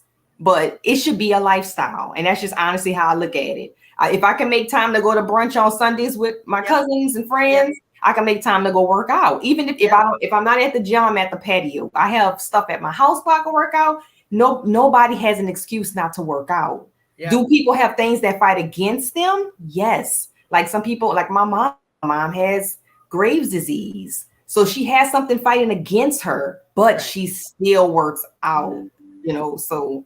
And to be quite honest, if you want to please your man, I mean, it makes no sense not to, because you working out is going to give you every, like, in terms of stamina and strength and all the things that you need to perform well sexually anyway.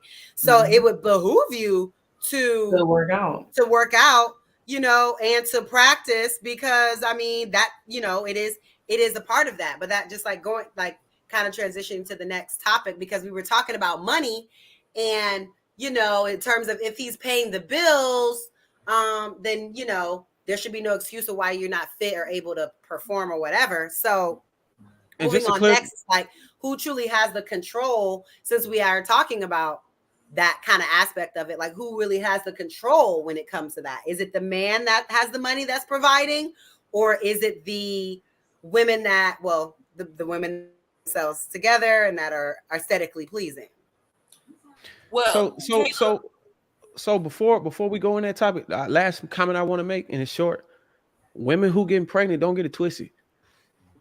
That doesn't apply to women who getting pregnant. You brought us a life in the world. We're not gonna take that out on you. You get what I'm saying? You still need to look beautiful, but there is no requirement. That requirement don't exist for you, you know, like it does for a woman who ain't pregnant or who done had 2 kids and ain't had a kid in the past 3-4 years. That's a different story. So I know there's a lot of women listening that done had a baby last month or a couple months or a year or a few months ago. That don't apply to you. Don't get it twisted. Don't go in the mirror and cry and shit, because I know how women are. We're just talking about women who just sitting on their ass and a man is out there working, busting his ass, then coming home, cutting the grass and all that dumb shit, and you in there looking like a sack of goddamn elephants. That probably was a bad terminology, but I couldn't. Yeah, I thought you were gonna say potatoes, but whatever. You should elephants is killing women nowadays. Like you need to relax on elephants. Elephants will stomp you out. Apologize. Wow. Yeah, because I mean, once you start seeing you get dents in your ass, you got this cellulite going on. Not a bag of breaking loose off your muscles. You need to go ahead and tone that shit out. You know what I'm saying? Factual. It's a lot of remedies, man. You just gotta learn it. You know, you got girlfriends that's boosting your ego and shit. And I'm gonna tell you, this is the number one way a man know he can't talk to his woman when she got that shield of insecurity up. She has it up for her friends. So when she go out with her friends, she can be the fine one, she can be the slim one. But both of her friends look like goddamn Sherman Clumps with her. She ain't going out. Hey girl, chill it. Girl, eat it up. You bad as a bitch. She ain't going out. We say that. We know we can't tell you. Hey, Bruiser, she is not going out. You know why? Because that won't stand out like a damn gym. Yes. That's what they want, so they can be the main one to get approached. Right. I was gonna say, you know what? I just wanted to say this to Bruce. I don't like that. I'm happy that he said that about, you know, the ladies that just had babies, because like in today's society, there's too much pressure on women that just had babies with this whole like snapback thing. Yeah. And I don't agree with it at all. You know, like I just had a baby 2 days ago, and look at me taking a, you know, selfie in the mirror. Like every woman's body is completely different. So I think it's a lot of pressure on women, because you already go through like this emotional hormonal type thing when you're pregnant. Then your body just feels like crap. And I just don't think there should be a race to try to get back to what you were prior. So kudos to you, Bruiser, for bringing that out, because a lot of women are literally beating themselves up trying to look like they didn't have a baby, but they just had a baby. I agree. And I'm a jump. My mom always said that however long it took you to gain the weight is the time it should take you to lose the weight. So it's like it took you a year to gain it. I think a year to lose it, I think, is like realistic for you to look like you looked before, or if not close to it. But yeah, but even with my wife, she complains about her body's not in the same shape that it was when she got pregnant and stuff like that, or she had a C-sections twice. So she think if when I see that, like, that's a problem for me. It's not. I don't see that. I think Bruiser and Beardman, I didn't know your wife had 3 C-sections, but I think like as women, especially after we have those kids, it's man, I had 3 C-sections. His wife had 2. I didn't honestly, I didn't have any, but my body like is complete, like it's completely different, and I feel different about it. Like things just don't sit the right way and everything. So kudos to women that had C-sections, because I know that's a whole different ball game. I was I was blessed to not have those. But for you all to shout out women that actually have been through it and to not look at their body a different way and to actually like, I think as women, we're afraid to have the conversation about how we look then versus like how we look now. I think that's, Yeah, and so and postpartum is a whole different subject, but like as men, a lot of men don't take postpartum serious until it actually happens to you, well, in your relationship. But postpartum is very serious that I didn't take serious with my wife in the first pregnancy, which I wish I would have more when she was telling me. So Yeah. So ladies, once you go into that phase where you bring it in life, we cool with that. You in the phase, you can look however the baby make you look. We know we doing a service to that too. You know what I'm saying? We putting bodily fluids in you, causing your body to take that form. So we gonna deal with it. But once it's time for you not to have no more babies, once we consider that a done deal, we got enough kids. We got about 5 or 6 kids. Well, I want about 5 or 6, maybe 7, maybe 8. I'm gonna load her up. But once we done with these kids, it's time to go to work. Get your Mary J. Blige out. Shout out to Mary J. Blige on the BT Awards. She look good. I cannot.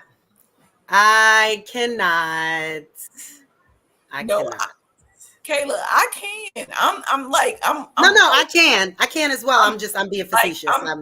I'm being facetious. I want to say I'm like on the board with Mac. Like, get these kids out, because I literally just told Big Daddy, I was like, listen, I'll be 35 this year. I was like, so if you're gonna get me pregnant, it's gonna have these kids. Y'all never gonna call him Big Daddy. Well, for me, I just feel like you should get back in shape in between each kid. I do think you should get back in shape. That's icing on the cake. You do that, you your gonna make a nigga. I think your body has a better likelihood of getting back in shape at the end.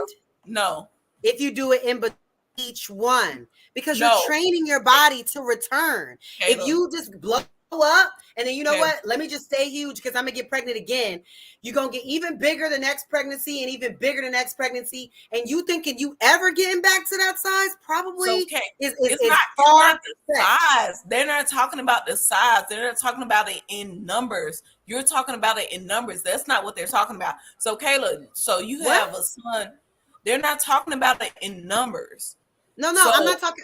It's not numbers. I'm saying in between each child you should work to get back to your pre-pregnancy weight. You shouldn't just say, because I had a kid and we're going to have another one next year or whatever, that you don't have to work. Kayla, that's not true. Get in shape. No, that's what I'm saying. It's not true.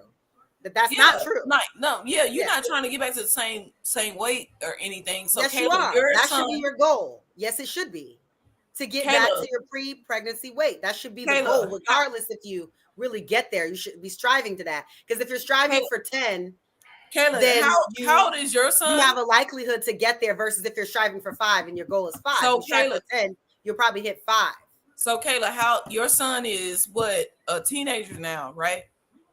You talking to Toya? No, I'm talking to you. You don't have kids, do you, Kayla? No, I don't have kids. Okay, exactly. That doesn't mean anything.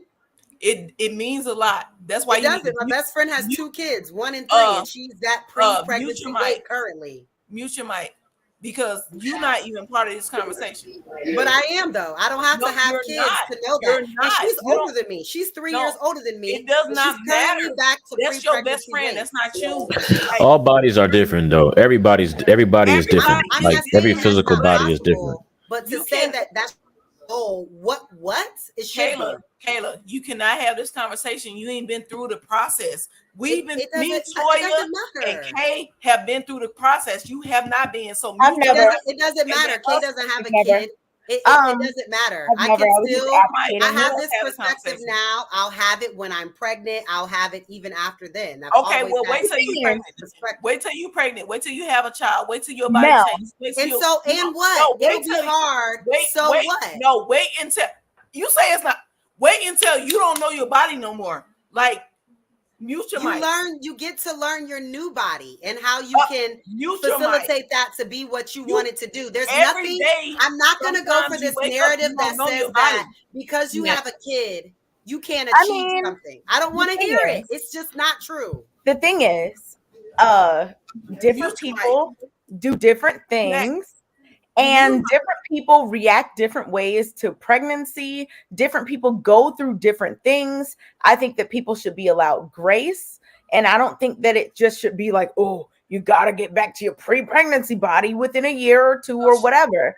Because no one knows what anyone is going through. Well, I'm not, if you're going through something medically, obviously that's different. I mean, but no, it's not anybody's. This is the thing. It's no one's business what someone is going through medically or not. So somebody doesn't have to say, hey, the reason I'm this way is because this isn't that. You don't get to know. So therefore, why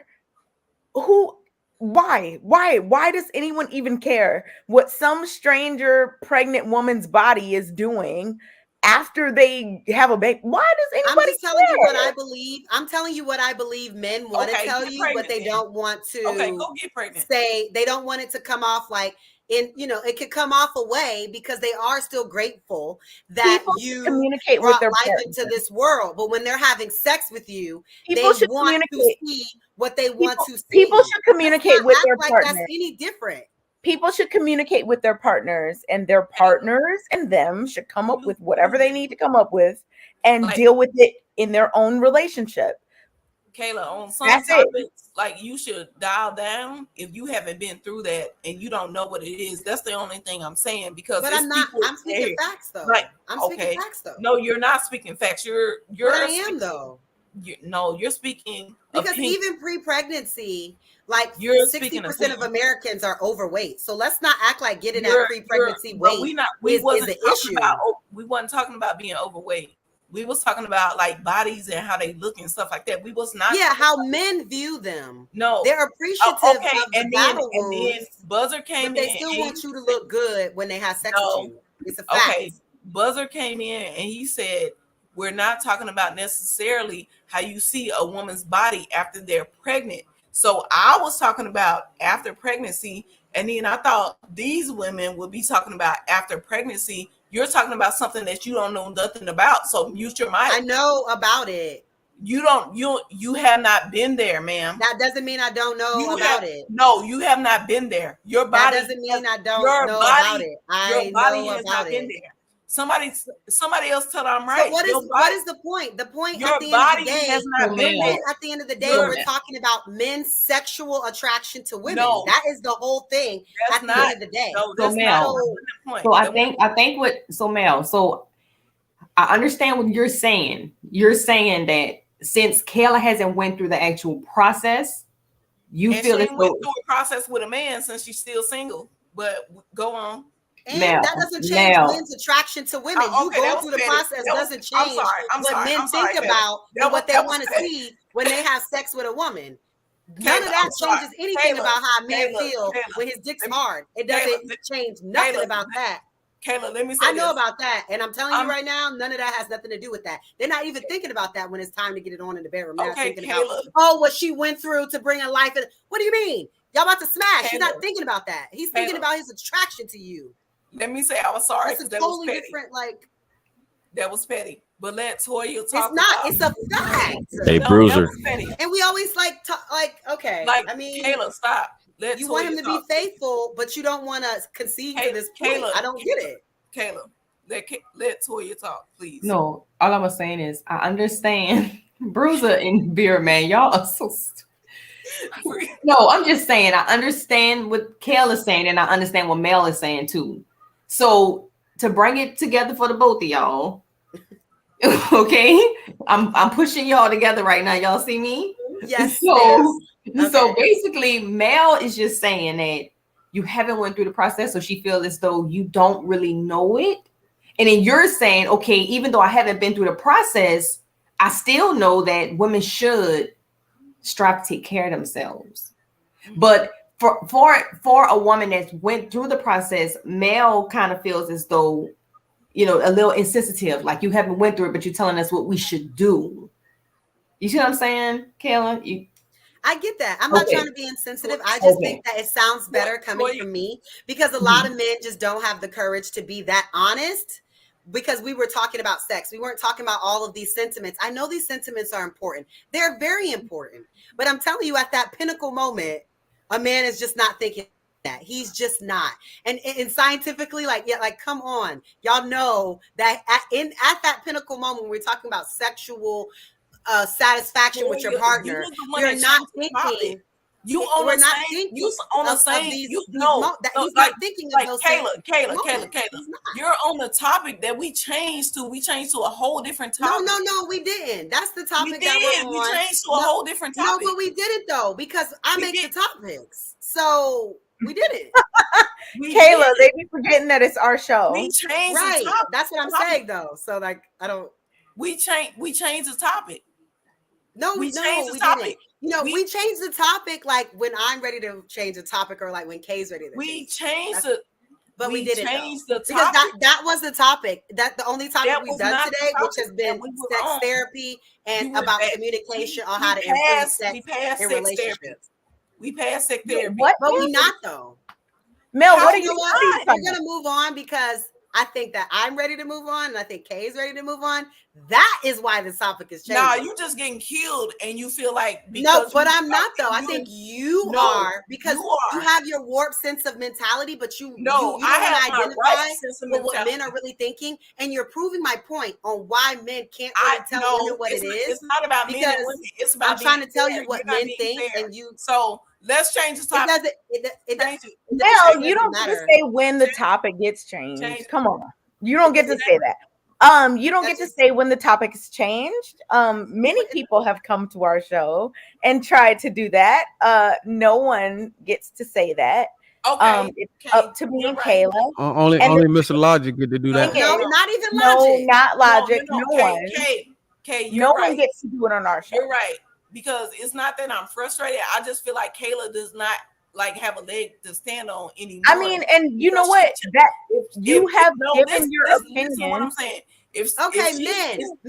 Men, put a 1 in the chat if you agree with me. Put a 2 in the chat if we agree with Mel. Matter of fact, put a 2-1 because that's what I got. This is put a 1 in the chat. This is the thing. Because we talk about how men think, and you say, and I'm saying not. Mel, you're giving your perspective, and I get it. And Kayla's giving hers. And me and Kayla don't even always agree. In fact, we didn't even agree about some of this stuff we didn't agree tonight.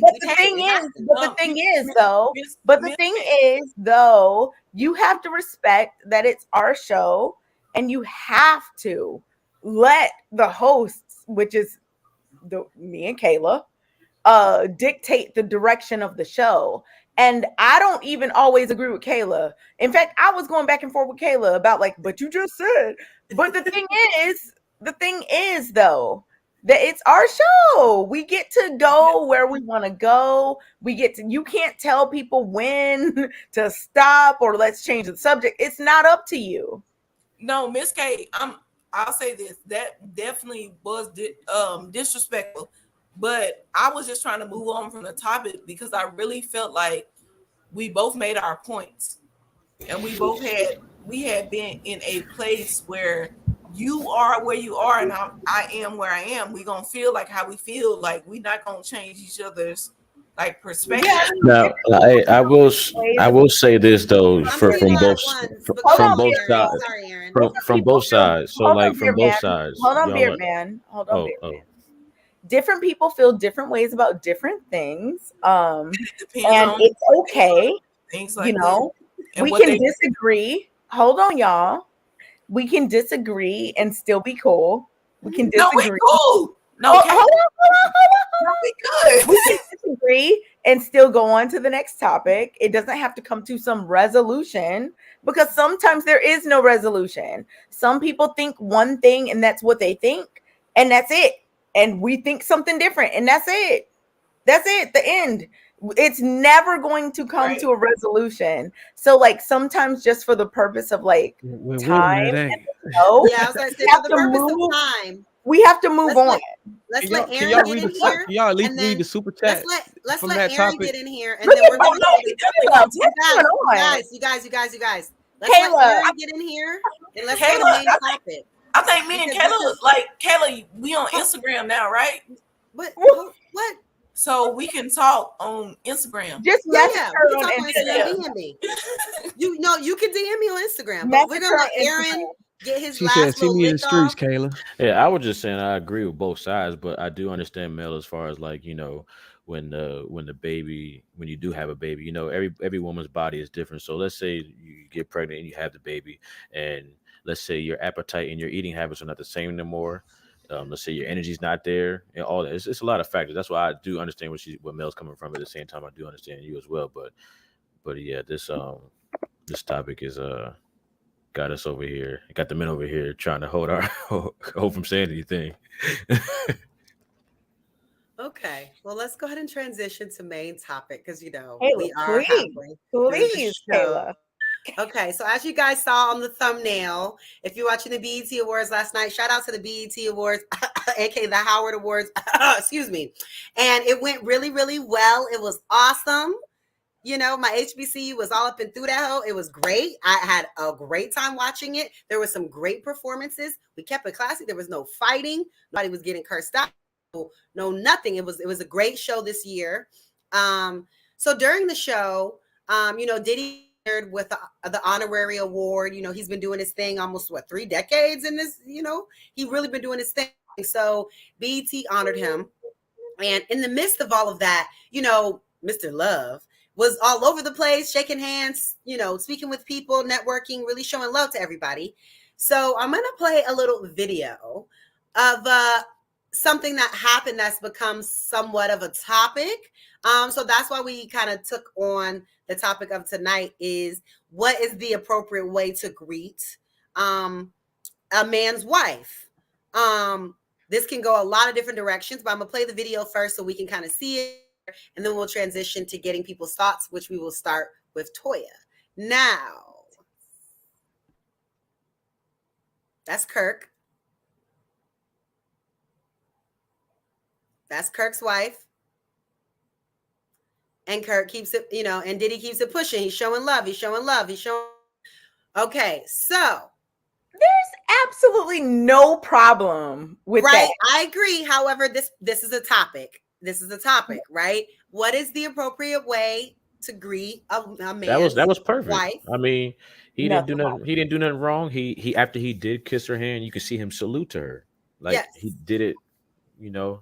Yeah, there was nothing wrong with that. I mean, if knowing me, when I get home, I might be playing around. Oh, you gonna let that man? You gonna let that other man kiss your hand or something? I'm gonna play around, but nah, really, that's nothing. And Kirk Franklin probably didn't see it no way. He's a never mind. I was about to say something that I want to. I'm not might get in trouble about. That's totally fine. See, he could have fucked up though. He could have fucked up real bad. You notice whenever he was approaching that aisle, the first person before he got to Kirk, she was first. So he did right. Guy code on 100. He skipped her first to greet the man. Exactly. Then he greeted her second. Right. Had he would have greeted her first and kissed her hand, that's a problem. I mean, you gotta come to me first. Right. Then you can greet my wife. And the appropriate thing, she's sitting down. She's a lady. She's sitting down. She looked like she handed her hand. Like she wasn't about to get up anyway. So yeah, I'd rather you kiss the hand than be giving a hug or whatever. Be wrapping your arms around my woman anyways. You can kiss the back of the hand all day. But he could have fucked up if he would have went for the woman first. So it's always appropriate to greet the man before you greet his wife.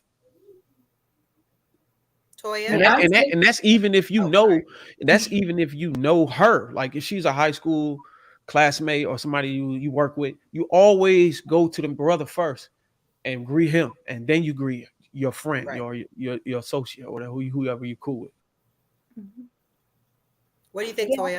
I mean, honestly, I didn't see anything wrong with it. I don't know if something was said because we don't have like any audio, but I mean, as far as like the body language, no audio. It didn't offend me. I mean, I didn't see nothing wrong. I mean, honestly, when I greet my husband's friends, I don't know. I might be different. I mean, you guys may do the same thing, but I never put my body against their body.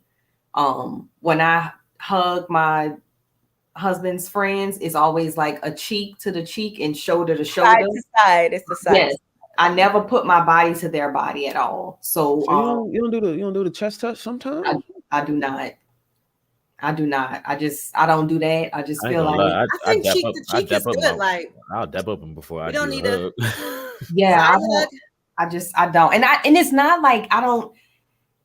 It's not like feeling like I couldn't, like something would happen or come of it. It's just a respect thing. Like I just, as a woman, as a married woman, I only want my breasts up against my husband. I mean, that's just honestly how I feel. So, I mean, the way Puff Daddy greeted her, I mean, Diddy, is it Diddy or Puff Daddy? I mean, the way he greeted her, I don't see way back.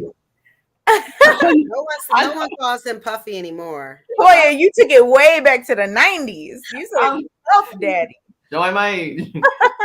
Man, whoever got a problem with what Kirk Frank did, what P. Diddy did, I don't see they anything. just lack class, man. That's the real issue. The real issue is him bringing up everybody but his current girl. There was no issue with that. He don't have no current girl. He's single. Well, I mean, they acting like he licked her hand and then kissed it or something. I mean, he's fine. There was nothing wrong with when that. He got his award, he was like thinking. I think he mentioned like Cassie and everybody else. I understand the wife and his late wife.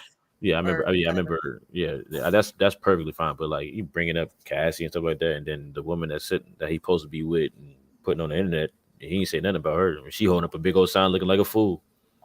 Now that's a whole other topic. I do think that's another topic. Yeah, that's another topic. But overall, I don't have any. I think it shows that a lot of decorum. I mean, that's something that's a very royal thing. You know, kings and queens, put their head out, kiss the ring, kiss the hand. It means that you revere and respect the person a lot to be doing something like that in 2022. You know what I mean? So I don't have an issue with it. I would be fine with it. And I would think that my man would be fine with it if I was, anybody that I would be with. So I do think that it was fine. Whether a kiss on the cheek, a kiss on the hand, I do think that those are better first goes than having body contact. God forbid you meet another race. I used to do it with my ex's friends all the time, and just like you put your cheek to my cheek, and like our bodies don't need to be too close. It's just like hi, love, and and we keep it moving. Some nationalities, they do the little cheek shit. So if you tripping about this, you get up there with these really, really high class people and people who have these foreign traditions, man, that kiss on the cheeks. If you can't handle that, man, you're gonna be going through some trauma. It's a cultural thing too, They do different things in different countries in terms of that, whether you're in Central Europe or Asian countries, they bow, there's so many different ways in terms of how people greet each other. So I do think that it's cultural, but I think that that's totally acceptable for this culture. Yeah. So I don't have an issue with it. That's what I was saying, Y'all do got an issue with it because when a man meets y'all for the first time, y'all ain't gonna let a man. That's not the first date. But that's not the first time. Diddy's known Kirk and his family in the industry for years. They're not strangers. They're not strangers, right? They're not strangers. They've seen each other a number of times at this very same award show and others. So it's definitely not. It's definitely. I think it's fine. I thought it was very endearing and shows that Diddy has there's certain old school things like that like are going away. So before you go, Mel, that kiss on the hand is cool, but you said he know him. They know, they done met each other before. What if you cool with your ex and your ex got her husband and you know what I'm saying, or your man is meeting his walking past his ex and her ex-husband and he kissed her on the hand? Is that a problem then? Okay, now we talking about exes? I'm just saying, especially with celebrities, you always run into your ex anyway. From people that are colleagues to now exes, like, no, you had sex with her at some point. That doesn't work. No. But talking about a colleague, like we go to your company Christmas party or something, and like it's your boss's wife. I would have no problem if you did that. But your ex, that's a whole. Now, come on, now, Bruiser. Y'all took away mail run mute options. Y'all trifling.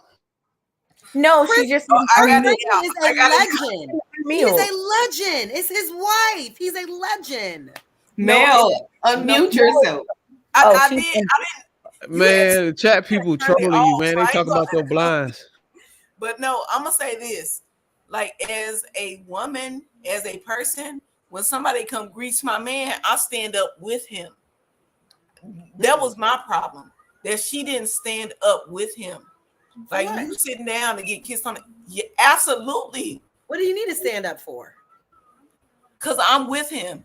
Like, you're my man. Women always trying to be on the same level as a man. Just play your role. I don't see the reason for that. I'm gonna sit here and look cute. No. Well, okay, Mel, what would be the point of standing up to? Because like when we're together, I'm a part of you. So when you stand up, we're gonna stand up. I'm not physically. I mean, we're not no. attached. I would say as far as like the greetings respect, I would probably That's maybe it. standing up, but I'm I wouldn't say like. Oh, so you're just attached. saying that she didn't respect him by standing up. Yeah. Kind of like to me, out of respect, I think she could have probably stood up with him because he knew she was greeting someone that he knew, and then that's just me a little bit, I wouldn't. I don't mind. I don't mind either way, but I don't know how deep that would hurt me, y'all. Okay, so the person came from her left. That. The person. I would. No, wait, hold on. I would agree with that, Aaron. Kayla. I can't hear. I don't know. No, the person came from her left, so that made. But it doesn't matter in this instance. In this instance, I get what you're saying, Aaron and Mel. But if it was like the after party dinner or something like that, I would get that. But this was during the show. He's clearly making a chassé across the way. This was not a moment for greeting. He just stopped quickly and just said, "Hello, how y'all doing?" He barely got to say 2 words. He had somewhere to be. You know who would have stood up? So let's say if that was Sierra and Jay-Z and Beyonce. Who's to say if that was like Beyonce wouldn't have got up. Khaled and his conjecture. Beyonce, we don't know. Who knows? No one knows. But you're saying who would have stood based on who you like. Let's not do that. No, it's not. I don't like Sierra Russell. They corny. Lots of people moving too fast. Lots of people sit down so fast. Lots of people say stay seated during like a very fast situation like that. Yeah. Like, okay, come on. Literally like, hey, what's going on? Hey, what's going on? How you doing? Nice to see you, mama. Hey, what's going on? That man was out. He was gone. A big deal. Hey, I'm regular smuggler. Like, if you come past me on my left, and then especially if I know you going here, I'ma at least give you, like, if my man start to stand up, I'll stand. I mean, but have you ever been to like an award show? Like, I have been to award shows. I have been to You're dinners doing or the most. It might not be the same way you were telling Kayla earlier not to speak on certain things. People don't know certain things. We can't assume to know how it is. Award shows at an award show. Maybe like many people walk past.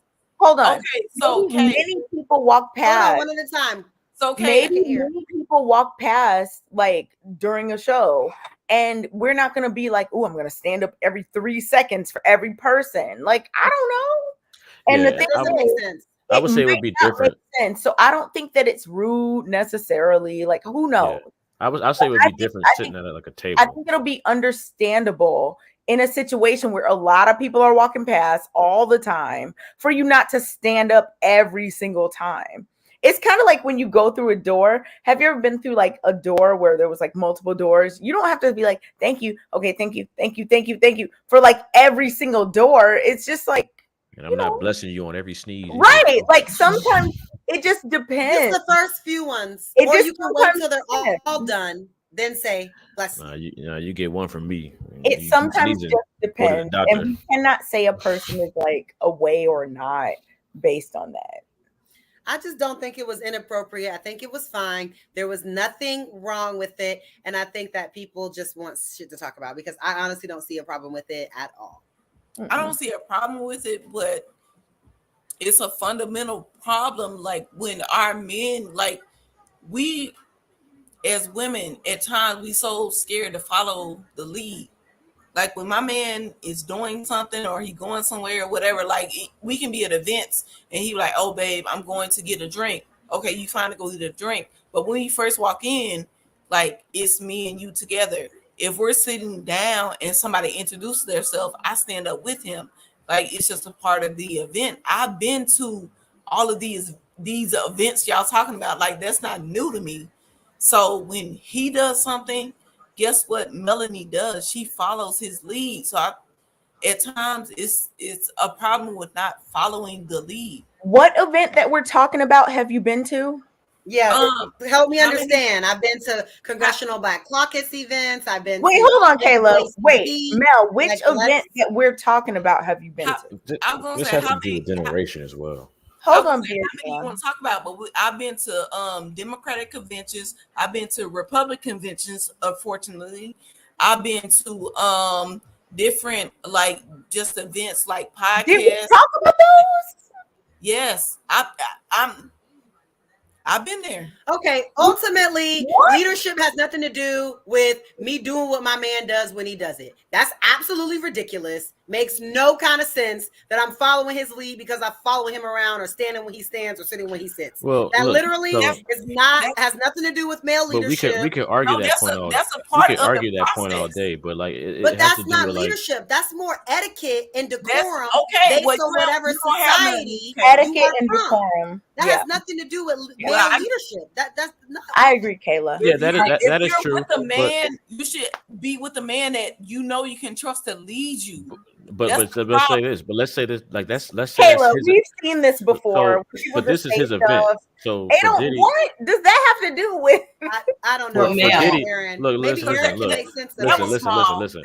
Maybe Aaron can make sense of it. Go ahead. For this event, this is like everybody knew coming in. This was Diddy's event. So not his event, but like the night was supposed to be. Yeah, it was. He's getting honored. So maybe I would expect whoever I'm greeting to stand up with me, or if I'm, let's say Mel, this is your event. You come, I'm following you to your event, and you're greeting everybody. You know all these guys I don't know. I'm going to be standing right next with you. You know, doing the same. Like I would expect the same thing if this was my event and my wife is with me. If I'm walking over here to greet somebody and she's sitting down, she was, and she's right next to me. I would want her to stand up as well. Greet whoever this is, and if I say, hey, this is so and so meet my wife, I would like you to stand up. I mean, in this case, he's just walking by really quick, so that's why I'm not really tripping about that situation. I'm not tripping about it. I just don't think it's a big deal. Like when a woman stands up to like at least greet a man. But Toya, you were saying something, but like I'm getting up because like when we're in a relationship and we doing something together, I'm a part of you. So when I do, but she's not though. He's Kirk Franklin. She's just his wife. Like you are not. He stopped to speak to Kirk out of respect because Kirk is revered in the community. You don't know who Kirk Franklin? You don't know who Kirk Franklin's wife is? Community. She is just his wife, so he respected her as well by doing the hand. But why are you trying to act like when we see Kirk, we see his wife? Like he is Kirk. He is Kirk Franklin. She's just his wife. That's big. Like I don't get why you're saying like when. So basically, you saying she's just a shadow. Okay, then. Something like what? Like no. So you supposed to tell my husband when I was on the AAU circuit and I was taking like championship teams right there. It's Melanie and not even Melanie. It's Melanie and it's the Temptations in the background. That's ain't nobody coming to see you, Otis. Right. Ain't nobody come to see you, Otis. They come to see me. Like, come on, like okay. Yes. He was like they're coming to see Temptations. And then he was like, man, I'm gonna fall back. They got a point. Man. They're killing you right now. No, but y'all, I do understand what Mel is saying, but I think what Mel not realizing is that's what she's talking about is like when you're meeting somebody of your significant other for the first time, just like a respectful gesture. Yes. So I understand what you're saying. I do understand what you're saying. I mean, yeah. But in that situation, they all know each other. Right. So why are we injecting context that has nothing to fucking do? Yeah, so I understand. It's not an introduction. That's not even what's going on here. What in the hell? Stop, y'all. in Beer Man. Oh my God. I can't stop thinking about David Ruffin when he was like, I know y'all saw that movie. Like, Yeah. but whatever. The 5 Heartbeats. No, not the 5 Heartbeats. What? The Temptations. That was emulating. The Temptations, Toya. Oh, I'm sorry. Hey man, look, Take my look. black If you on the hip of a if you on the hip of a famous mogul or whatever, So, you Bruiser, ought to what be you saying? happy and proud that somebody like Diddy came to greet you. You know what I'm saying? Because Bruiser, your lane is just to sit in the back and just play your role. So you Hey, ought to look, be happy. If you standing up every Okay, time, so if you you standing don't up every time I expect stand up, us I might have to to tell you to Hold on, I sit down a can't few hear. times. I can't hear. I'm sorry. Yeah, I'm hold on, one at a time. Me and his Yeah, voice, look. like, because you know my voice deep. It's Listen, not really deep. What were you Mel. saying, Aaron? No, I'm saying sorry, I like, couldn't yeah, I hear mean, that. like if you following me around and like standing up every time, you know, I might feel like you really like just in the way. Some might, you know, I might, and I'm the type of I'm gonna tell her, I'm gonna tell my wife, and she's like, okay, you ain't gotta be on my ass all night, you know. And that's crazy. You know what, You Beard don't think Man? that's a form? I'm sorry to cut you off. Okay, you don't think that's a form of respect? And like what I was saying, I'm not saying like all the time, every time. I'm saying at certain times it should be in place. I'm not saying Yeah, at certain times, yeah. Yeah. It's certain, and I feel like that was a certain time because that was his first time, and he did That say wasn't. that was his first time meeting his, wife. So No, it I wasn't. just feel like, huh? Who said you know, what? stuff like this. Wait, Women are the only one who really. Hold That on, wait. wasn't the first time meeting. Wait, They know each other, Mel. and we have no idea if they even seen each Boo other snacks. earlier on in Wait, the night. what? Y'all have Mel, no idea. Mel, you said that was his first time doing what? No, Boo Snacks. I changed it. Boo Snacks. So you're Listen. just out here What do you saying think? anything. Listen, Okay. it's Bruiser. the thing It is is- Bruiser. No, I I, think, like, said that was his I first time bruise it. meeting Boo Snacks. Like someone said in the it's chat, like different. someone said, if I wait for my man's cue. So like let's like sometimes like I don't have to say a word, but if I look at it and I say like, hey, this is so and so, and then I say my wife, this is so and so as well. She can tell in my eyes. I'm like, okay, if you got that communication, you know each other like that, you know it's time to stand up or sit down or just stay So, down. like Beard Man, though, like in a situation where you're at an award show or something different than like, I could see at like a house party or like you're, at a family gathering or something, you're going to stand up to meet your husband's uncle or somebody that you never met. I get that. But this is not that. This is a situation where they are walking up to do something or whatever, and it's completely different. The fact that somebody feels the need to be like, I gotta stand up too. Mhm. Honestly, this is the thing that like Aisha Curry gets a lot of hate for. People have an issue with her doing this, and then in this situation, they're Well, like, nobody had an issue with her until she hold started on, real speaking quick. out. Well, hold on. And then in this situation, people are like, well, you should do more of that. What? It seems that people just complain. Hold on, Beer Man. Hold on. I didn't say nothing. Seems that people just complain no matter what. Sorry, it was Bruiser. Bruiser, hold on. It seems that people just complain no matter what people do. If you're too excited and you're standing up and you're trying to meet them, oh my goodness, sit down. Blah, blah. If you don't, it's oh my goodness, you should have respected them and stood. What? People just want something to say at this point. In my observation. Now, in a regular situation, again, I get it. If you're at your house, your grandma, your uncle, your daddy, your mom, I get all that. But in this award show situation, like, come on. Now, sometimes I would like to feel like as if, like, if you stand up at that moment, you giving that person listen. If you stand up at that, if you stand up at that moment, you're giving that person the impression that like you have a great attitude, things like that, and that you are. Oh my goodness! No. Because when that person Diddy walks off, he can be telling his wife, "Yeah, I went over to greet Kirk, and And yeah, his wife probably had a shitty attitude because she didn't even want to stand up and greet. I But think Do that's you honestly think that she cares? That's a thought. But at the You same are time, fucking for no, real. no, not That's a thought. her.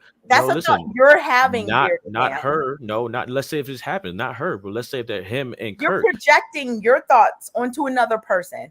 But I'm what- sure it wasn't that big of a deal. You don't know that though, just like I don't know that. But my thing is, unless what we saw, did we see anyone make a big deal? We can go by what we saw. I mean, of We course, they're didn't not gonna make a big see- deal in the middle of a war show. Oh, But so Kay, And I again, this was I not feel- a meet and we greet didn't see moment. That anybody make man a was big deal. walking across the way. It was literally seconds. And It we was have not a seen meet and this. greet moment. And Kayla, we have seen this on multiple award shows throughout the years. We have seen No. people walk up and just quickly, whatever. Everybody Hey, what's doesn't going on? stand What's every going on? single It's time. good. But come on. I understand what Beardman is saying. What he's saying is, what Aaron is saying is, like, you can have a quick, hey, like, handshake. It don't even have to be a hug or whatever, and then sit your ass down. That's what he's saying. He was saying, like, maybe if, like, that could have happened, because that's what, like, bothered me. Like, it's like, I felt like she was more, like I said, don't bother me either way. But I you don't know what, care. Mel? You know It what? bothered me. He's It bothered here. me He can say what more he was that saying. she He's didn't. here. You know what I've learned, especially like with the whole Chadwick Boseman thing? I try not to look too deep into stuff, because just like he was out here suffering and just passed, and nobody had no idea that he was sick like that. Like we don't even really know why she may have not stood up. Her feet could have been hurting. She may have not felt good. I mean, it could have been so many reasons. You know what I'm saying? Like, so I just try not to look that deep into stuff. That could be person number 20 that walked by. Yeah, exactly. I mean, we just don't know. I mean, it'd have been different if she would have, if her hand would have been put out and she would have ejected back, did something rude, but nothing that happened.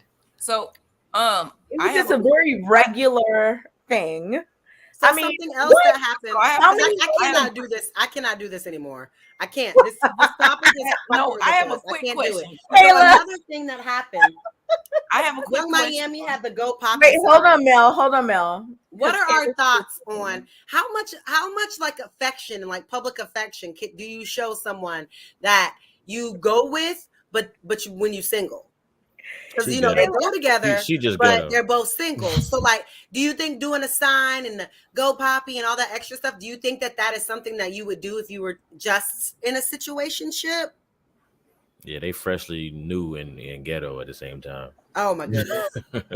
Well, she is fabulous. I think they're both celebrities, so they do different things, different ways. They're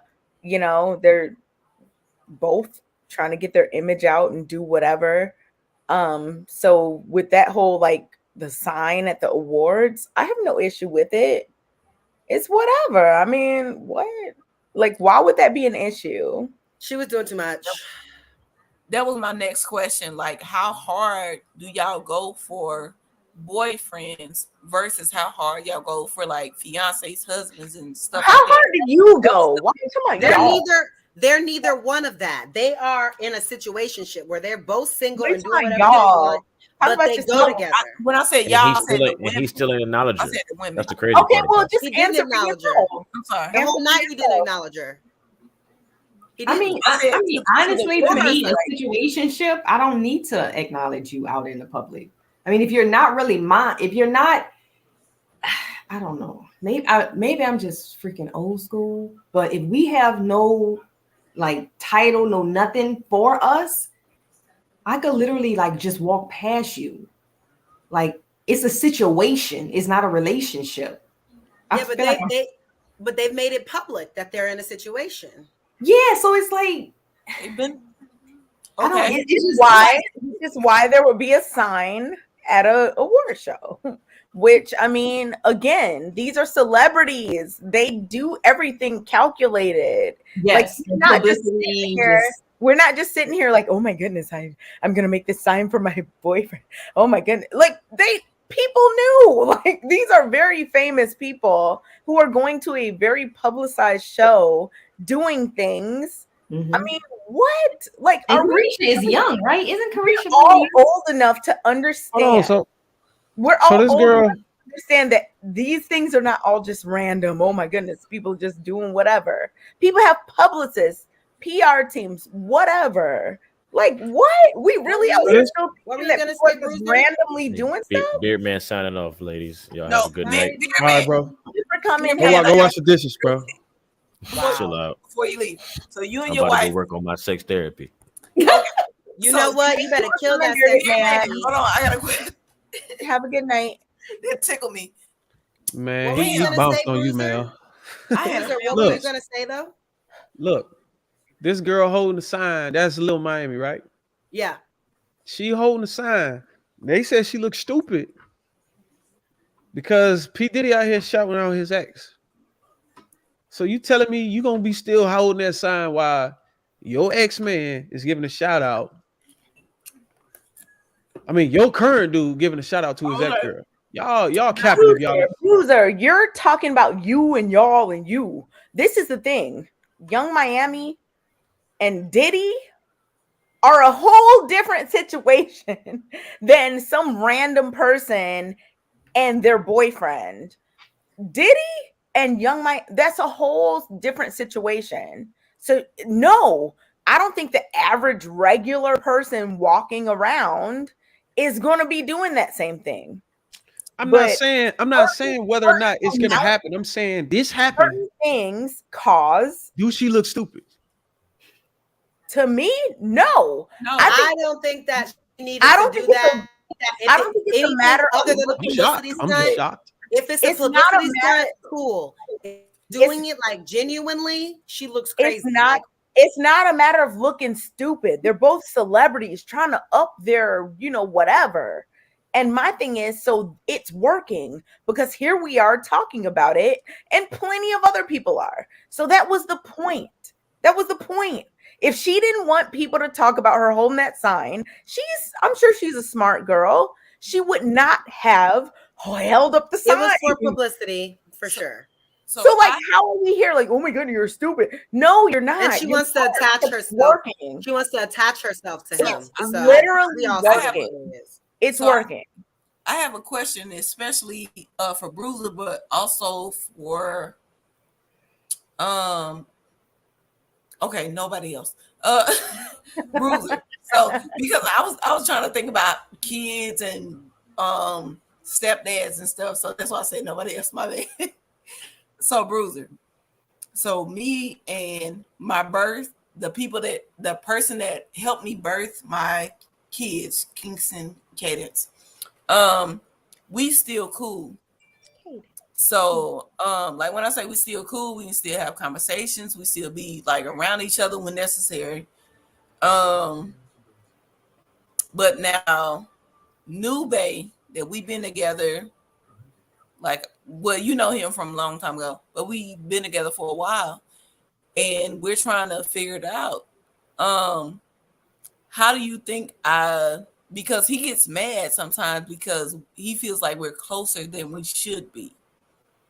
And I was like, I don't want no parts of that man, but that's Kingston. Wait, hold on, Mel, what does this have to do with what we're talking about? It does, because it'll tie into it. Just wait 1 second. Okay, tie it in, because if we're gonna do like I'm about to tie it in. If we're doing like a therapy session, or it's not therapy. I get it, but like people gotta go pay for their own therapy. I'm all for it. With you and Bruiser like talking through things. No, but I just asked him because he was the only man left. I just asked him because he was the only man left. So I wanted to ask him how he felt about it. Then I was gonna tie it back in the question. Okay. Yeah. So you asking me how do I feel about your man getting mad at you because the relationship between you and him as exes is a little bit too close? Right. He's probably got somebody on the other side in his ear yelling at him saying, hey, look, y'all too close. So okay. He may be justified to try to distance that and just try to keep it about parenting. Well, okay, got it. So with y'all saying, that's why I'm tying it back in. When you talking about the sign and whatever, do you think that a lot of people think that he is still like keeping it like on both sides, or what? That's why I asked the question. Look, I'm not gonna shoot Diddy. Knowing Diddy, he probably is smashing the exes and all that. I don't know what he's doing. I can't assume. But what I did see was a woman holding up a sign to my "Go Pappy," and this dude out here shouting his ex out. Listen, I ain't got nothing wrong with it. If she don't find nothing wrong with it, a lot of times the dude ain't gonna find nothing wrong with it. Dude usually find something wrong with the shit when the girl is triggered or some shit. We don't really care about that. We got women throwing drawers at us and all kind of shit. So you think she triggered? Get them shit out the way. Look, my thing is, what was the relationship between him and Cassie? It failed. They were more like married. They're basically like damn married. Right. Yeah. It failed, right? She left him or some shit, right? She left him after 10 damn years. Right. Yeah, he was feeling. I think he was still damaged from his wife who passed, right? The first one, right? I mean, she was still alive, so it's not like he wanted to be with Cassie. He had been broke up with. So here's the thing. She looks stupid because I don't think Cassie had anything to do with. She might have. She was with him for 10 years. She might have helped him. And that's what he was saying. He was saying that you guys are honoring me, and I got here because of the people that supported me along the way. That includes my ex-wife or the mother of my kids. That includes Cassie, somebody I was with for a decade. Includes my team, whatever. I don't feel like there's anything wrong with him shouting out the people that were there for him and that helped him get to where he is today. That's all that it was. Like, listen, so here's my thing. Here's my thing. She was part of the production. She was part of the uprise of Diddy Empire, whatever the fuck you call it. She was part of it, so she get her just due on the recommend. What do you call it?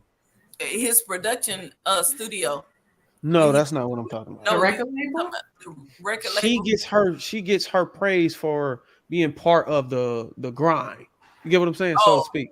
So I don't think it's nothing outside of that, but I think they're trying to say she looks stupid because a lot of women today, they don't give a fuck what your ex was a part of, whatever. All that shit's gone. Don't even talk about her. Don't bring her up.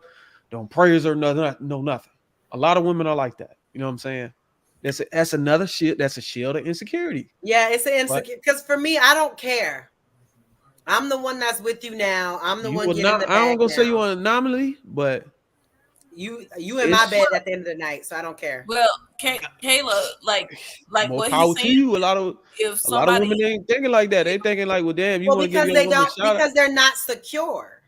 No, it's not that. What he's saying, if they shout out like their ex, like it can, like for me, for him, I'm like my ex-husband, I'm a baby mama. So if he shout me out and he don't shout you out as the current person, like how does that make you feel? That's the question he was asking.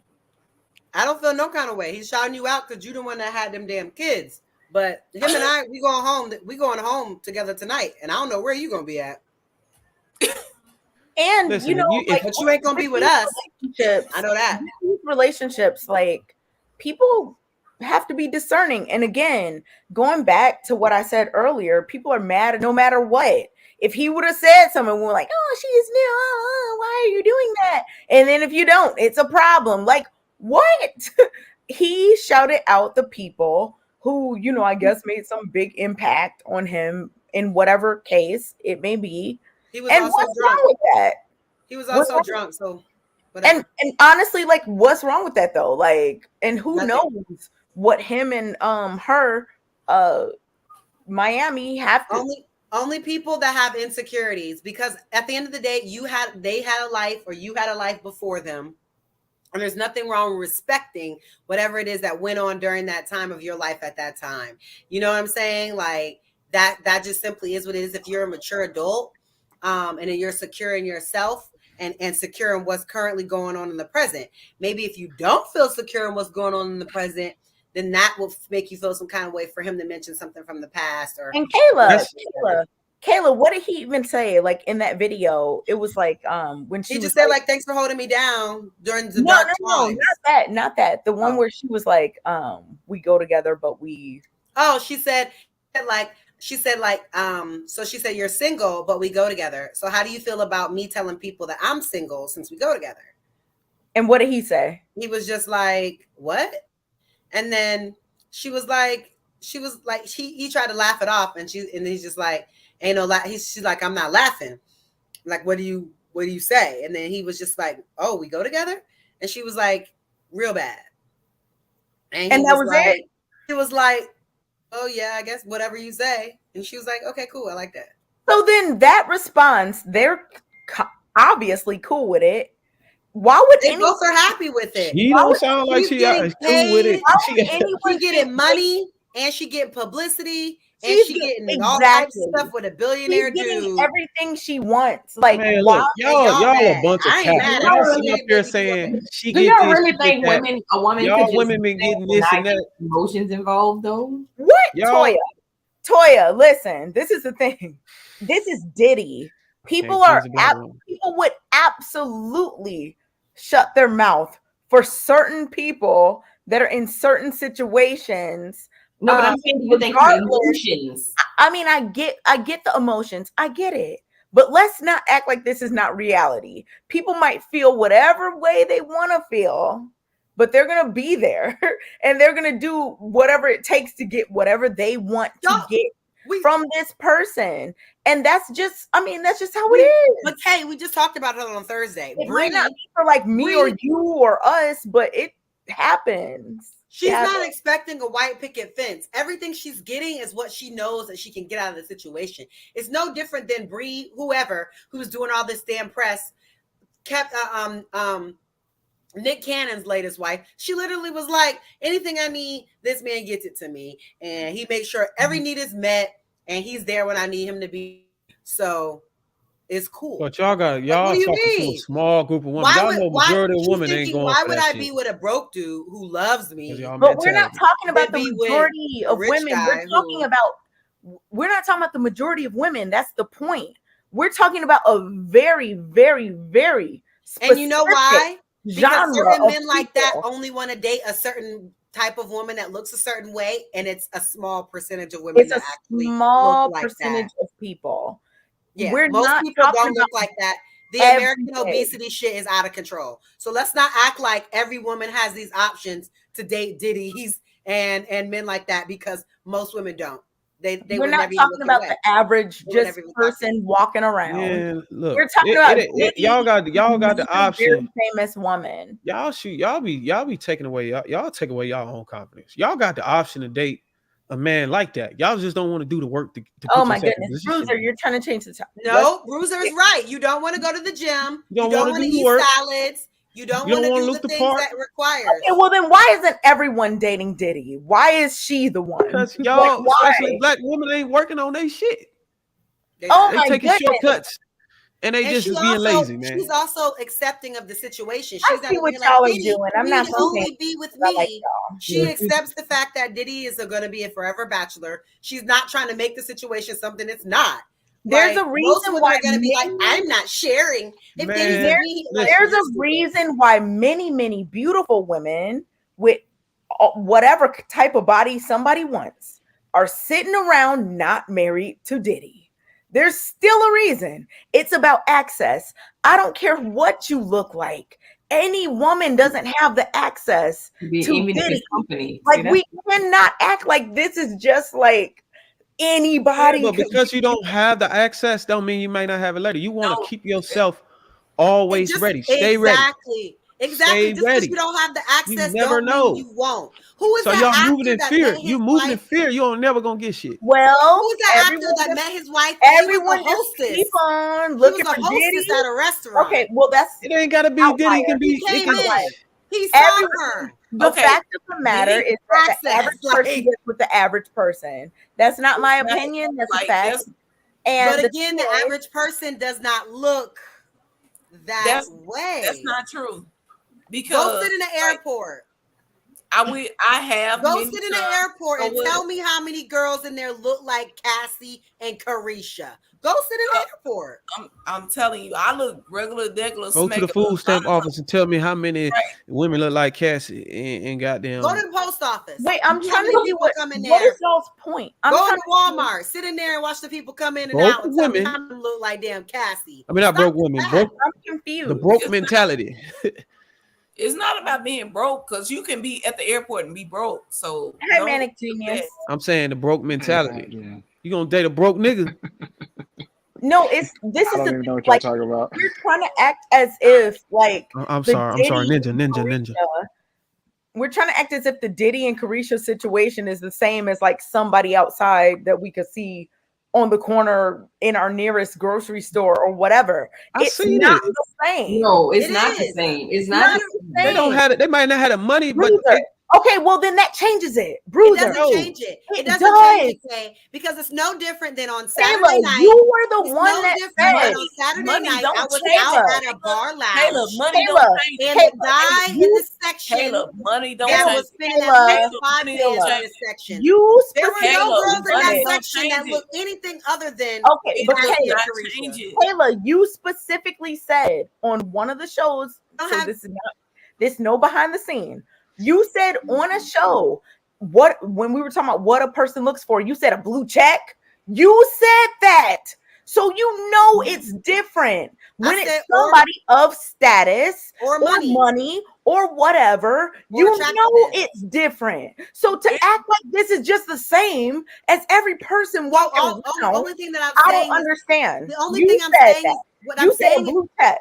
But Kay, what I'm saying is the same is the sentiment of it. Change. The scale obviously is different because all men are not Diddy. But what I'm saying, men of a certain status, money, attractiveness are only willing to deal with women that look a particular way. Let's stop the cap. So you're trying to make it about access, but it's not. It's about attractiveness. Because it's not always about access. You can meet. It's not a fact. No, it's not. In the airport, Kayla, because Kayla, I met a guy that owned the whole side of Houston in the damn FedEx when I was in the FedEx. You think it's about access? No. It's about how you look. So then how like all these beautiful women that you and I both know everywhere around the country or whatever are not married to these multi-million men. There are plenty of beautiful women all over the place. How come they're not married to these people? If it's just that simple, of those people, just a very small percentage of those men. If it's not about that's just the first start. That's just the first layer. Everybody, stop. Say that again. You guys. Now, hold on. No, if it's not about access and it's about just how you look, then why aren't these people married? We know because the dynamic, that the ratio isn't there, because there are more women that look like that than there are available men that are on that level. But a ratio I can give you, a ratio, hold on. Kayla, a ratio I can give you is out of the men that are on that level, what is the ratio of their women that look like Cassie versus their women that look like, the overweight women of America? Tell me how many of them, if you look at all their wives and their girlfriends, tell me how many of them look like daddies, how many of them look like average women. Kayla, let's think of the richest men Majority on of them the probably planet. look like Cassie. Kayla, let's think of the richest men on the planet. None of their wives look like Cassie. None. They married them before they probably got none of them. But they also weren't rich. They were not rich when they married those women. Elon Musk, that matters. Elon Musk was rich when he married Grimes, and she does not look like Cassie. Okay, that's Elon Musk got Grimes and like 4 other joints up in his bedroom. Let's talk about the richest people. Yeah, okay, they are not married. Name somebody else that married while they were rich, someone that did not look very attractive. Name someone. Listen to Toya and what she said. I'm just saying, name someone. Okay, well, all I'm saying is keep thinking. I'm not saying you, but whoever. Keep thinking that just because somebody is pretty or cute, that they're gonna land a millionaire. I'm not saying that's. We not, know. oh my God, that's not the plenty. point. My point We know is that. plenty. My point is that you have to keep your body and keep yourself looking a certain way. If there are certain men that you want to attract, I'm not saying there's a guarantee, but what I'm saying is that you won't attract them if you don't take care of yourself Or you, look a certain or way. you That's can what just Kevin Samuels said. Kevin Samuels or you always can just preached be the this. millionaire. It's just a fact. Or you, Stop or thinking you can that just be the this man millionaire. is. If any, I'm not even talking about the richest man. I'm talking about my ex-boss. He probably Kayla. 50. Even him. Kayla. There are Or certain you women can. that Okay, so then why aren't Kayla? Come Kayla, on. I get your point. all these He's not marrying attractive, Gabrielle. beautiful women marrying He's these not. rich men? Why? Not. Why can't you just be the millionaire? What are you talking about? I am. Man, look, check Okay, this out. so- I'm gonna say this and then I'm gonna let Manic Genius go because he just been sitting there waiting patient. You right. First of all, Go ahead. you realize, Kay, that there's an epidemic going on in the black community. Single mothers. We proportionally to other races in the United States, we're like 30 or 40% more. Knowing that, black women should come out with their best foot forward at all times, maximizing their chance to fix that problem. And you still have the chance to meet the Diddy of all people. But you should also look. You should also look. You should also look. Hold on. Let me just finish. Let me just finish my statement. You should also look your best for the pool of black brothers that's out here making 50, 60, 100, 200,000. So is it about how you look? That's important. Yeah. No, why but are we acting like this is not important? That's the first layer. That's just the first layer. Okay, that's to get you in the door. Okay. That's to get you in the Okay, spotlight. so would you say it's the most important? I didn't say it was the most important. I'm asking you. No, it ain't the most important. Okay, so what's the most important? The most important thing for a woman to do is shut the hell up. Second most important. Shut the hell up. Third. Be quiet. Fourth. I'm sick of your ass. Silence. You're trolling. Fifth. Trolling. I'm Chill. sick of you. Hey, let me. I'm trying to get past this. I get that he's doing this. Okay, ha. Okay. But I'm saying, let's give some substance. Come on, Bruiser. You're a solid dude. Hey. Beyond, please give some solid. Okay, I'll do that for you. The first part is number one. Shut the hell up. That's number one. Just shut up. Sometimes you just gotta be quiet and let a man run the show. Number two is be appreciative. Appreciate what we're doing. Appreciate as a black brother, we going out into a world where we at a disadvantage from the time we come out your womb. We are at a disadvantage. Be appreciative of the effort we got to take because we can't just be 100%. We got to be 150% out there. Okay, number three. To be aligned with everybody else. So appreciate that. Have confidence in yourself. Have confidence in yourself. Take that shield of insecurity away. Have confidence in yourself. Number four, enjoy the show. Just enjoy the show. Keep yourself up and enjoy the show. It's gonna work out for you. Number five. If you want to just keep going down the line, maintain your health. That's probably okay. So did you notice that, like, I get everything you said, but like it's just interesting that the things you were going the hardest for were not on that list. But okay. But listen, This literally is stupid because you're acting like all of those things even have a chance if he's not attracted to you and you don't look attractive. I mean, that's he's not gonna care about any of this. Check this out. Hold on. If you do any of these let Manic get in there one time. Yeah. I'm gonna just get on here and say something, and I'm gonna head out. Get to that I do place. got That work was tomorrow. his list, Kayla. I asked him. That was his list after he's decided that he's attracted to you enough to. Well, he's here. I mean, I could break it down. I could break it down for y'all. Manic. Hi, Manic Right. Genius. Thank you for your patience. Yeah.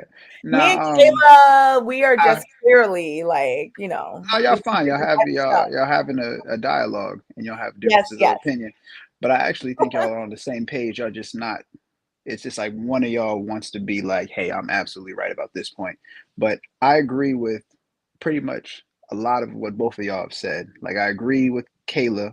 First and foremost, it does start with attractiveness. You know, a guy is not going to be able to, you know, even give you, you know, his all if he's not attracted to you, because it's just, you know, it's going to be distracted, you know, with everything else.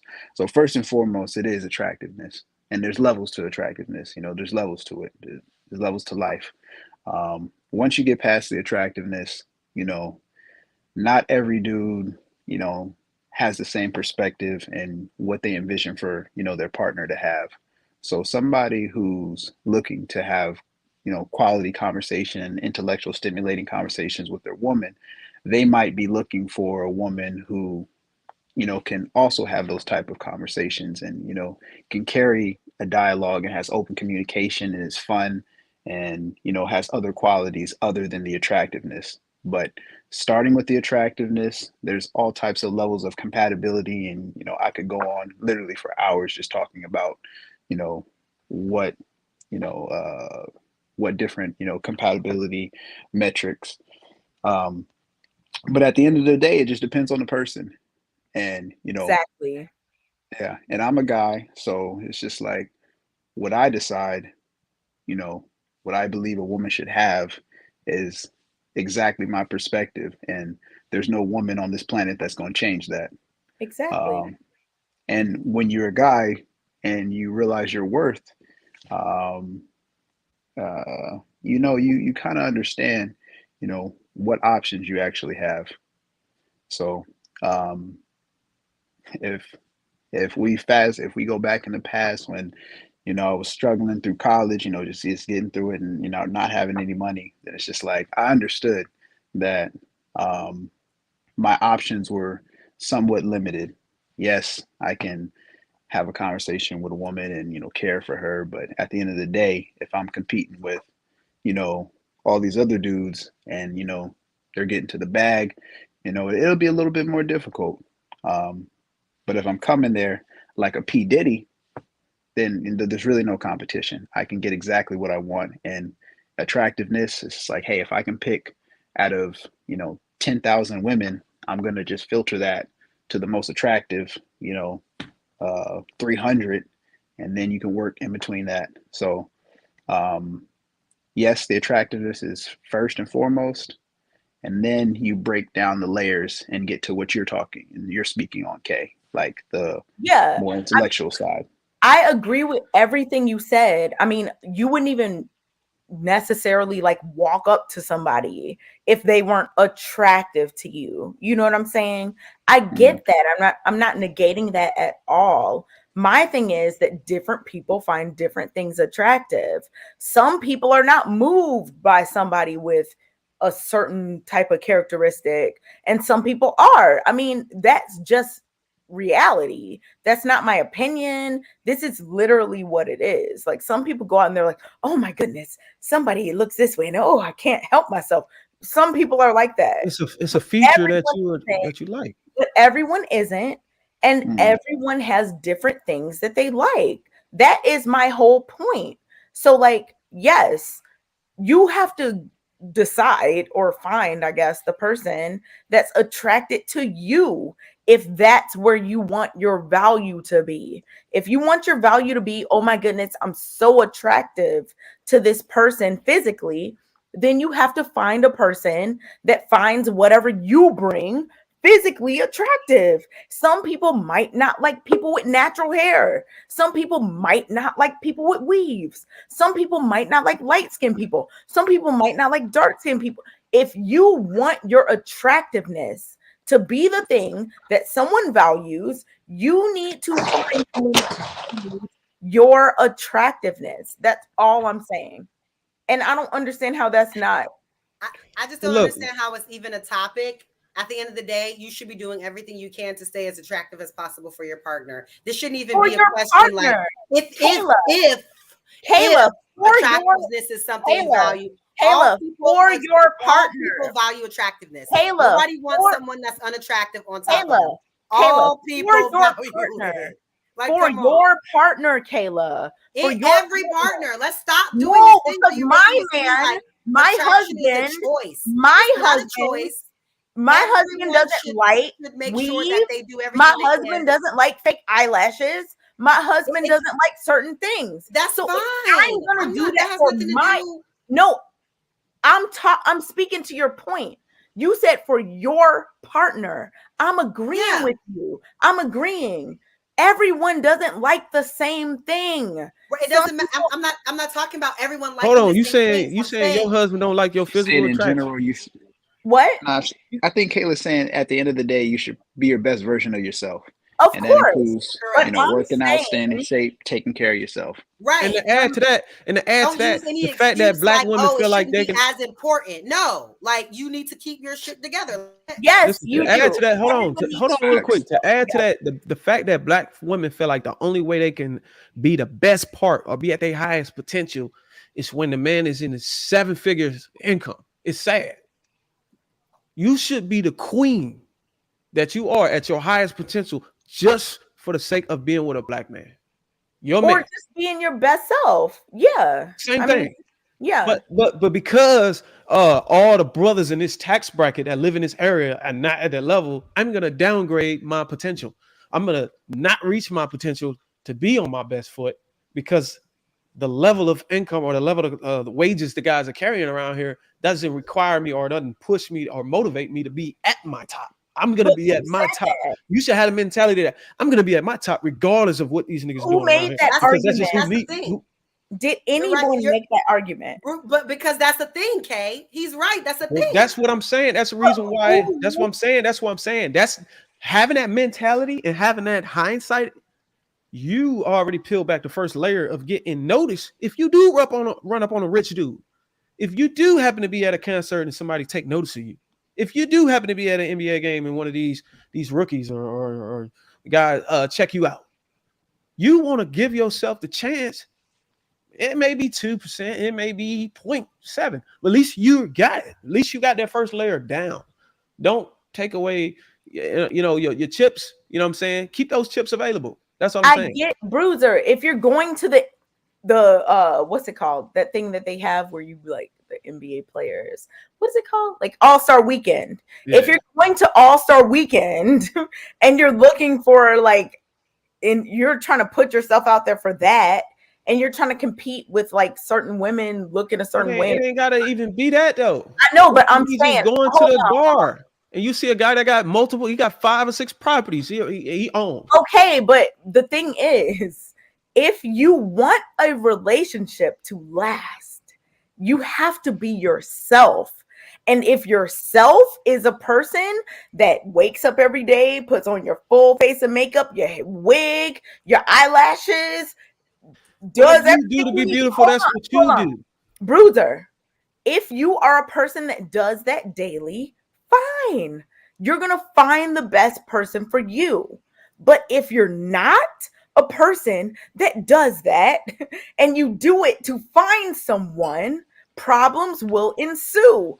I'm just about finding someone. It's finding someone who you prefer relationship-wise. If these are the caliber of men that you prefer, Bruiser. You know, by giving the history and giving experience and giving the information that's around you, you have to equip yourself with certain qualities to be on that level to attract them. So, and in order to do that, it's just like a job. You got to have the credentials. You got to have the resume. Bruiser, that is your first layer. Bruiser, what I'm saying is, it's not a job though. This is a relationship. It is. No, but wait. This relationship is a job. You have a role to fill, and you have things that you are required to do. I get it, but with a job, you go there, you work, you come home, and you relax. You say, oh my goodness, you know what? I go to work. I do what I need to do for Bay. I go with my friends and I relax. Oh my goodness. Okay, well, about him.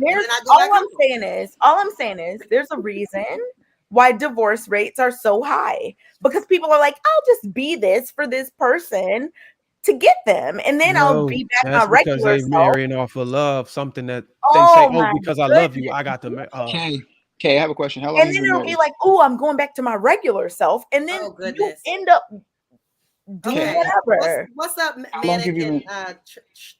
and Manic Genius. Yeah. How long have you been married, Kay? I'm a newlywed.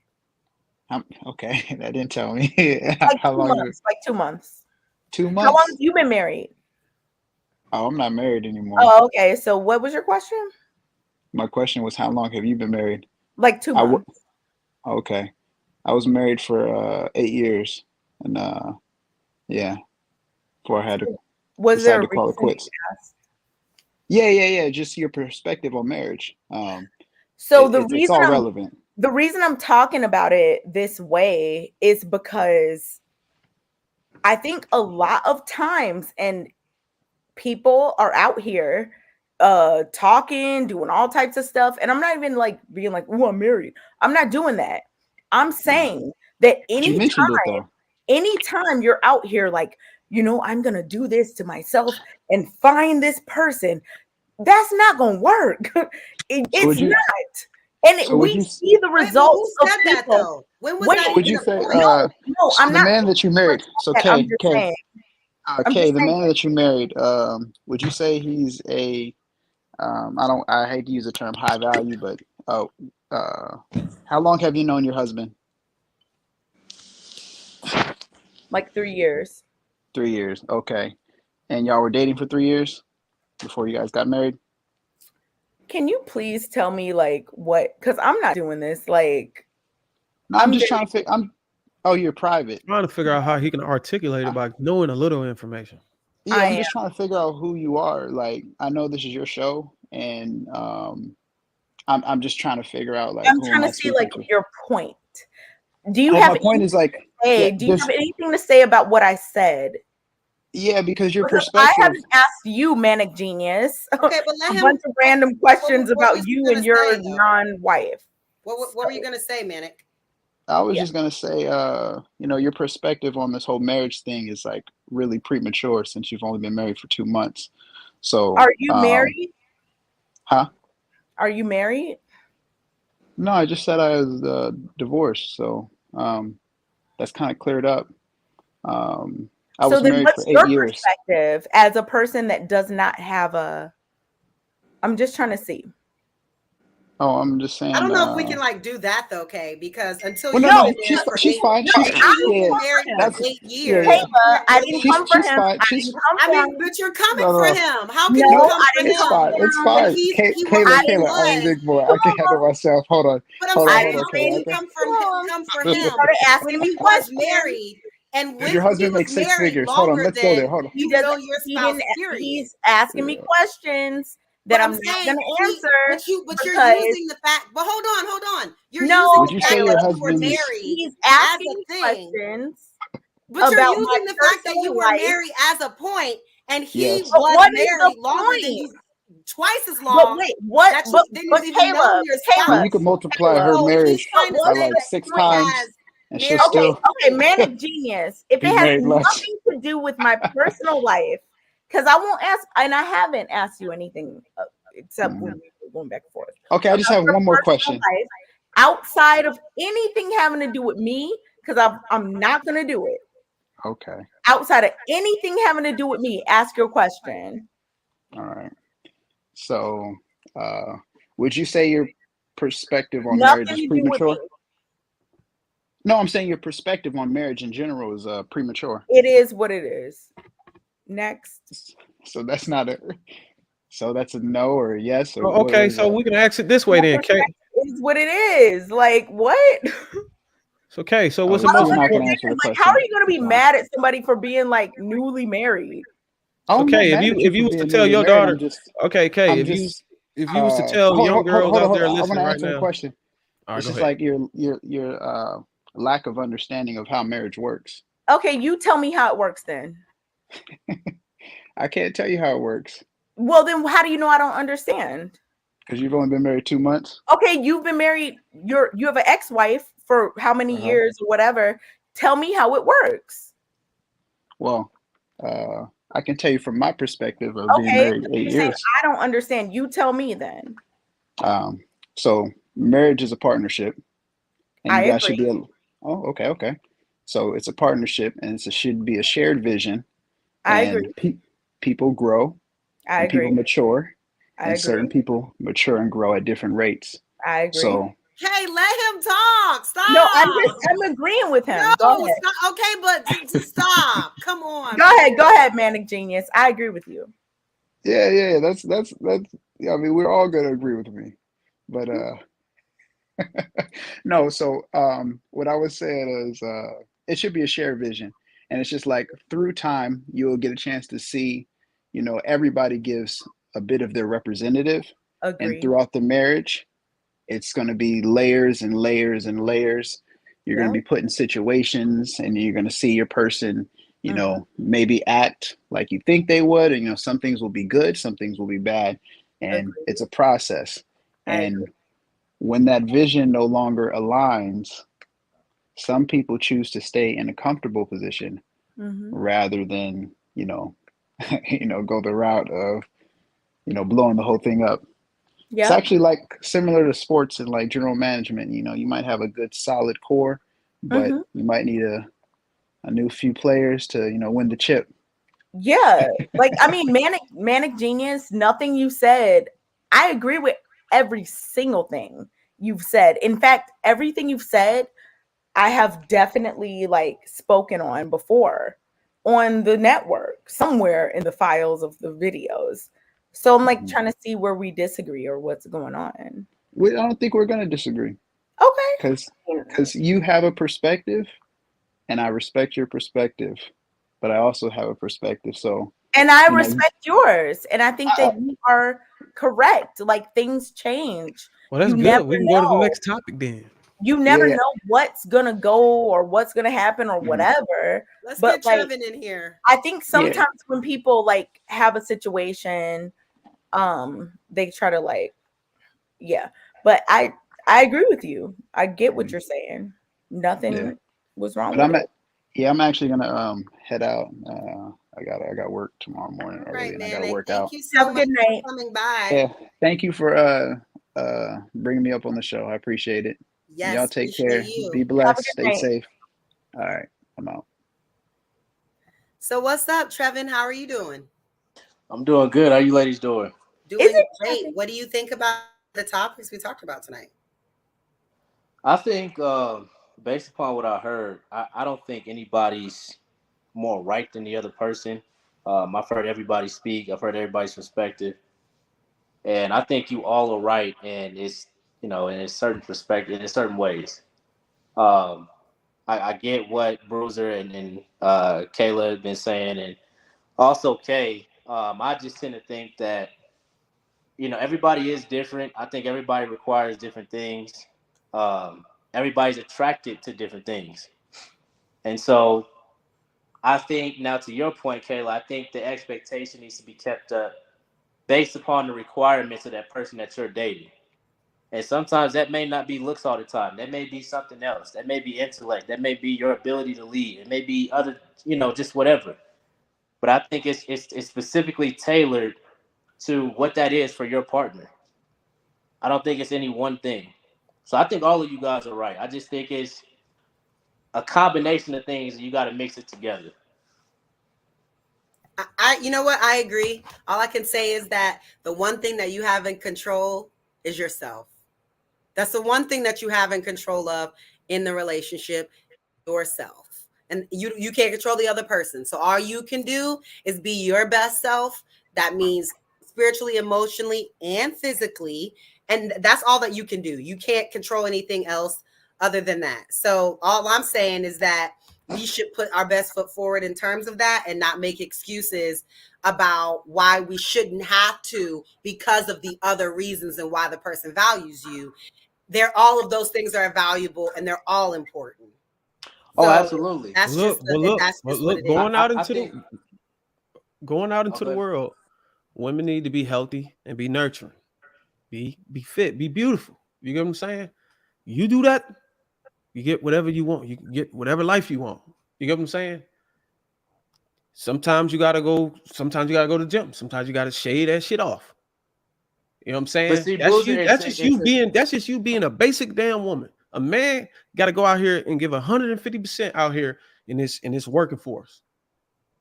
to provide. You get what I'm saying? So don't cheat yourself out of it, especially whenever you know you and your peers, black women, your sisters, is in an epidemic in the black community right now. That means y'all got to go 100. Y'all got to level it. Y'all got to take it from 100 to 150 now, because we at the top of the negative statistic. It's an eyesore. So we got to stop coming out here like goddamn Oompa Loomps and get our shit together. And not only just because of a statistic, but for your men. We always talk about, oh, why these football players, these NFL players, and I want to date these white women and all this other shit. Get your shit together. Don't give us a reason to even look at the other race. Come out here at the top. Not just because you want a millionaire, but just come out just because you want to be a queen to a black king. That should be the damn mindset. You're already proven. You don't have to have this goddamn insecurity. You're already proven. All the women in the world want to be like you. It's been like that since day one. They want your ass. They want your style. They want your culture. So embrace it and elevate yourself. Stay at the top of your game. Now they can go buy the shit. Now you're going to buy shit. You're not just be yourself. You know what I'm saying? Be the best part of yourself though for your man. Yes. I mean, and I got nothing against you wanting to date white man or Spanish man. That's your thing. That's your preference. Go ahead. But just be at the top. Reach your highest potential.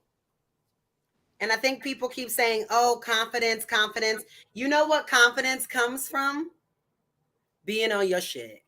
Knowing that you in the best shape, physically, mentally, emotionally, that you be. That's when you're going to be the most confident. I'm telling you. And it eliminates the self-esteem. And the self-esteem, like, we can all agree that self-esteem is probably the king of why a woman is going to step out of the relationship. She lost her self-esteem. So she's subject to cheat.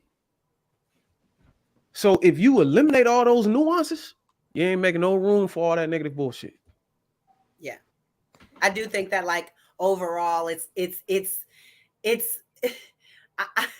I just think we got to eliminate the excuses. There's always so many excuses. We just got to eliminate the excuses. Well, she's trying to balance her ability to be at her best down to the point of the type of men she want to attract. Yeah, that's fine. If he don't want you to be like that, if he don't want you to look like but you know what? That's also sometimes the insecurity of the man.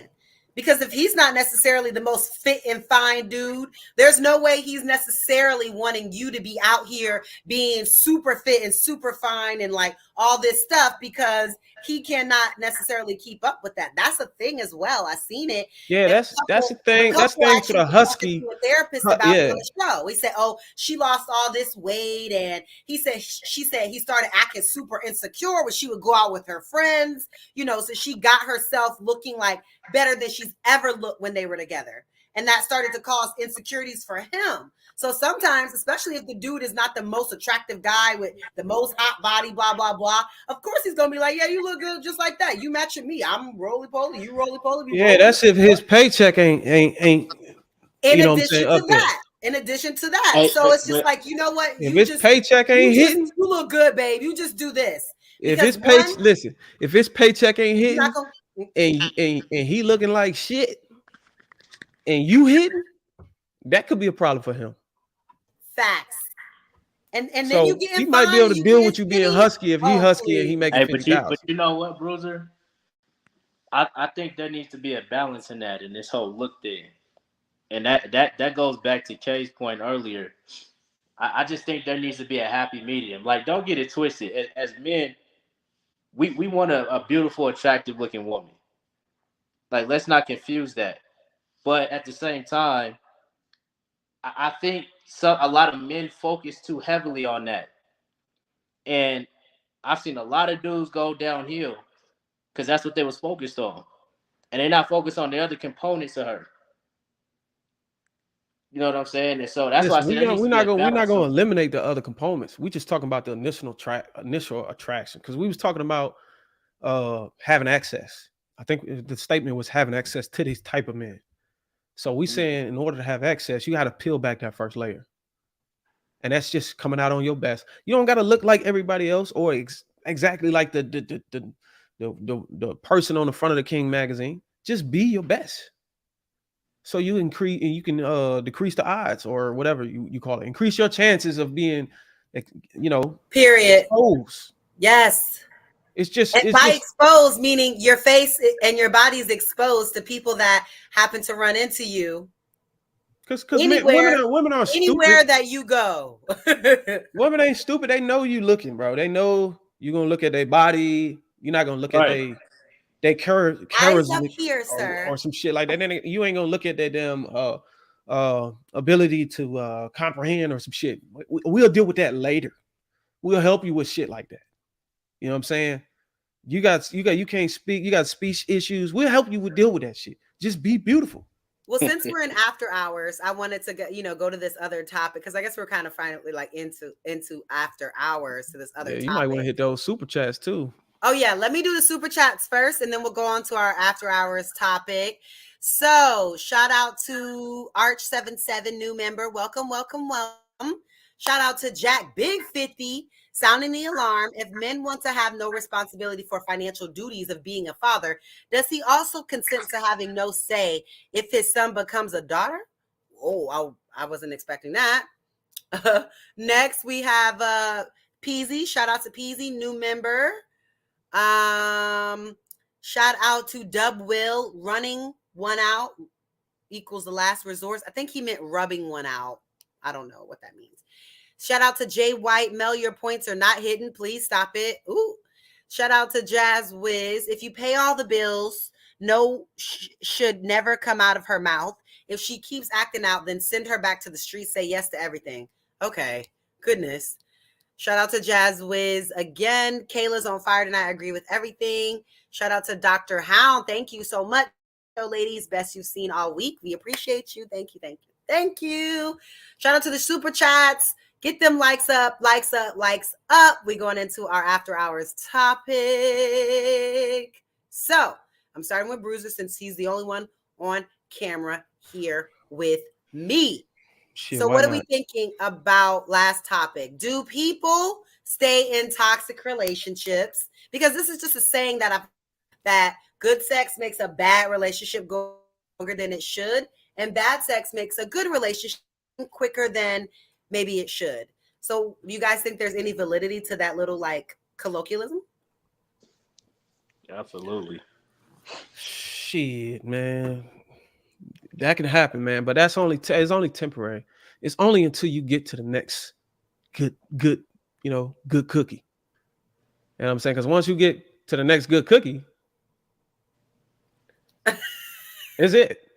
Okay, I got you already. Now, you know what I'm saying? We didn't work. We couldn't meet out on the other aspects of the relationship. I was only here, you know what I'm saying? Now I got, you know what I'm saying? Now my rebound worked. But isn't that what we were talking about earlier? That like sex therapy because if it's a good relationship, everything is good. There's good communication. There is good, literally there is good chemistry. We're compatible. We like the same things. We laughing crazy. But when we get to the bedroom, it's just not like hitting. So it's say, hey, let's input the sex therapy that we were talking about earlier. Let's input that versus saying like, you know what? I'm gonna hit my rebound. Like this ain't work. You know what I'm saying? Like, what happened to all that, Bruiser? What happened to all that? Ain't nothing happened to it. Like I said, that's that layer of insecurity, that shield of insecurity, keep brothers from being able to talk to a woman. It's hard to communicate with a woman who saw. I see what you're saying. They dead it instead of talking to her. She grew up off of Disney movies and shit like that, and all this happily ever after or love me for the inside type woman. You cannot. It's like a shield. You can't get through it. And every time you try to get around it, you end up hurting the feelings. And you don't want to hurt a man. Rather just a man. I hope I'm not wrong, but from what I've experienced and from what I've heard from other brothers, a man rather just get the fuck out the way before even hurting or damaging you anymore. You know what I'm saying? It's just something that we don't want to deal with. We want to have peace. You know, we don't want all this drama and shit. And if we can't talk to you and we don't try so many avenues and you just got this shield of insecurity up on us, it's really just gonna push us away. Like you can be attractive all you want, you know what I'm saying? And you don't even recognize your own attractiveness. You don't even recognize how gorgeous you are. And you just can't get out of your own damn way. So it's like, oh, what do I do? You know what I mean? What do you think, Trevin? Yeah, I see many relationships go longer than they need to, just based off the premise that it's good sex and history and a lot of other different variables. And to me, it's stupid. Because y'all just wasting each other's time. But that's why you go to sex therapy. That is why you go to sex therapy, because you two can't communicate it. And sex therapy is tough, man. Can you imagine going to sex therapy and you got to tell all this shit that you embarrassed that might about bring to a his man counselor? to his knees. Y'all go to sex therapy. Yeah, can you imagine doing that? Like, you got to really like suck it up, man. Like, you got to look like you really got to humble yourself and lose your pride and be like, yeah, man. Lady said I ain't doing it right. You know what I'm saying? Or my lady Go want me watch to a do video this. or something. Work on your skills. Yeah, but it could be something that you don't really want to do. Like I know it's relationships out there that some people have like sexual fetishes that they man or woman doesn't really find pleasing. You know what I'm saying? So I mean, I'm not gonna go into depth. A lot of women don't like anal. You know what I'm saying? You know what I'm saying? A lot of women don't like to get head. A lot of dudes don't like to get head. You know what I'm saying? Some women want you to eat the groceries. You know what I'm saying? You might not want to do that. You got to go to sex therapy to figure out like, yeah, well, it ain't working. Some brother done got her hooked on this, and now I got to try to come in and pick up the torch. You know what? You're right about that, actually. Yeah, man. You can be with a person that can literally like you can be leaving a relationship where you was only reason there was for sex. And now you got a guy that can give you sex and give you all the other aspects of the relationship that you was missing out on. But he's got the package. But that's what I'm saying. How good does the package need to be? Like, if the package is so good, he's just the greatest guy, has a great job. He's so sweet. He sends you flowers. He does everything. He's everything. But you can't get there with him. You saying he's everything, but his small? Maybe it's not small. Maybe it's average, and you've tried to work on it. You've told him like do this different, and you tried different positions. Like I'm trying, but it's still not working. Like what value? Because like I know, especially if you're like late 30s, you're gonna put the security of a good guy over that, and you're gonna stay with him.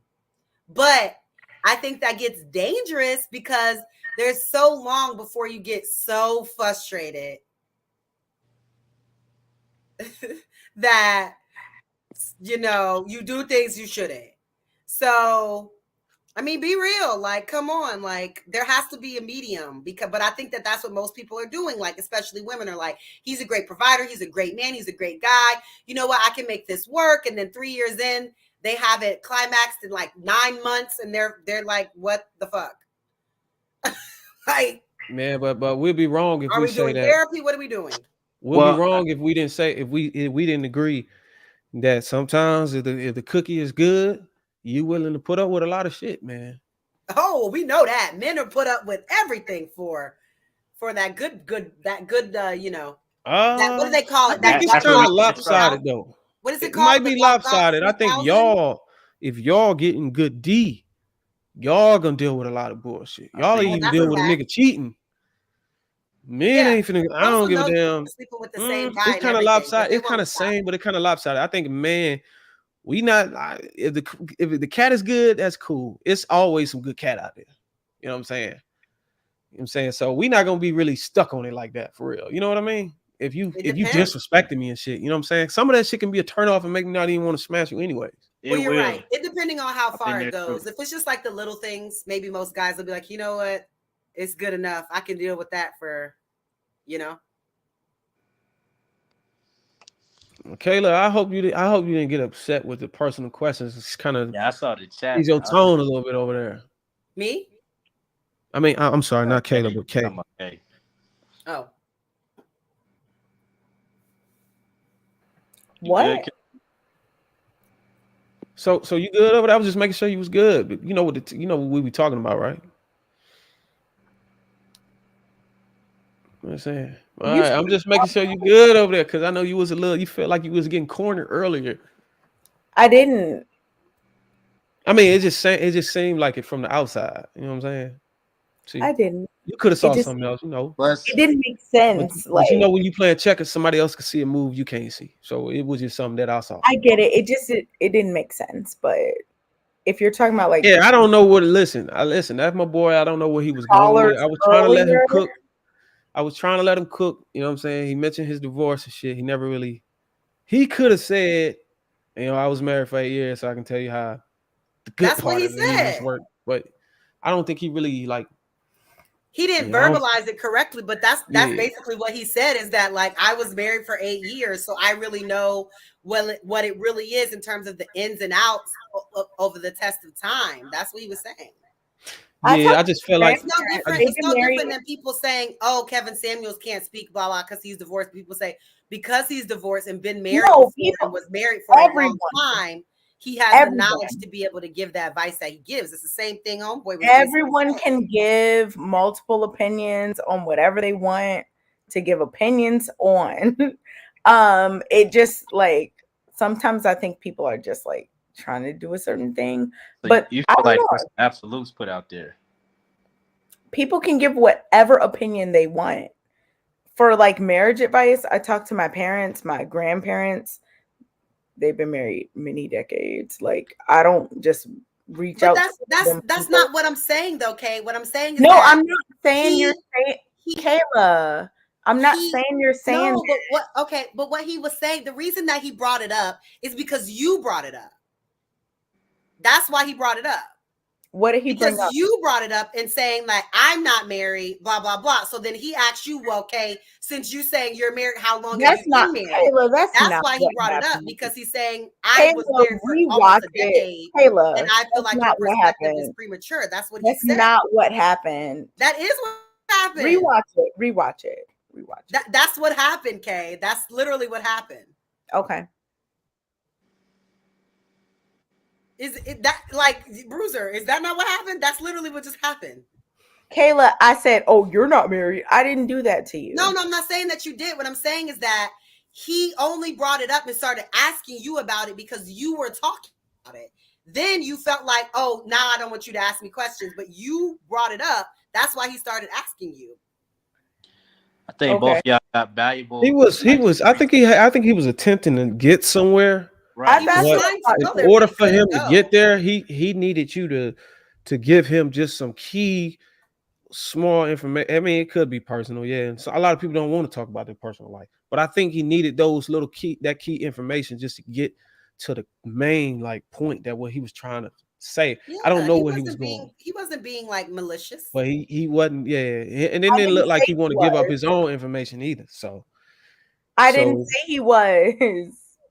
But yeah, but I think basically what he was trying to ask you was you wanted to. I think it was something about a high value man. Like what kind of man you got? Like is your man like taking care of you and breadwinner and all that some shit? Like are you having to work too? Yeah, he started that one. What? Having to work and choosing to work. I mean, it's. I'm saying you got to work. Y'all both work, right? The option. But y'all both work, right, Kay? I do. What? You and your husband both work, right? Mm-hmm. Yeah. Okay, so I think in that case, if both of y'all working, you know what I'm saying? And is he like a broad type guy? Like, is he like heavy, like hefty? You know what I'm saying? Is he like Trayvon down there? You know, heavy a little bit. Trayvon. I'm saying for a big. He a big brother. You know what I'm saying? Is he hefty? You know what I'm saying? Because I mean, if he's working a 9 to 5, like a basic job, you know what I'm saying, like or making like what do you call it, middle class or some shit like that. You know what I'm saying? If y'all both got like similar income, you know, both meeting half and half. You know what I'm saying? The requirement for you to be on your shit at your top may be different. You know what I'm saying? Versus if he's bringing in 100% of the income and you're sitting at home and not doing shit about your body or some shit like that. That's what I was talking about. I don't know if that's where he was going. He may have tried to draw that relation. I don't, like I said, I don't know where he was going with it, but I did hear him say, are you married to a high value man? And you never really answered that. So I'm just leave it alone though. We can just go ahead. I think that's where he was going, but it didn't go. Yeah, she stopped it. I don't want to fall into quicksand, so I'm gonna just Do people stay in toxic relationships because of good sex? What is your answer? What is your answer? What is your answer? My answer? Yes. Yeah. Yeah, people do that. That's the Absolutely. thing. That's the thing, Trayvon, man. what is your answer? Absolutely, they do. Okay, I agree. That cookie, listen, that cookie can get you caught up, that cookie can make you stay in a relationship for the wrong reason or be in a relationship. You probably just want to meet this person. You probably see something, you know what I'm saying? Y'all hitting it off on different straws, and then you get in the bed and you like, oh shit, wow. And then the relationship go to shit, but you still getting that feeling like you might not, it's gonna be hard for you to break away because now you got infatuation. You know what? I think. But people are infatuated. What were you saying? Sorry, Trayvon. Not thinking about this on a deeper level. I think I've seen a lot of women leave some dudes that they feel like got good sex, but they'll still keep messing with the dude, even though they claim not to be together. They be like, nah, I'm not together, but when I need it, I'm gonna still go hit old boy up. Like I still, that's my D appointment or whatever.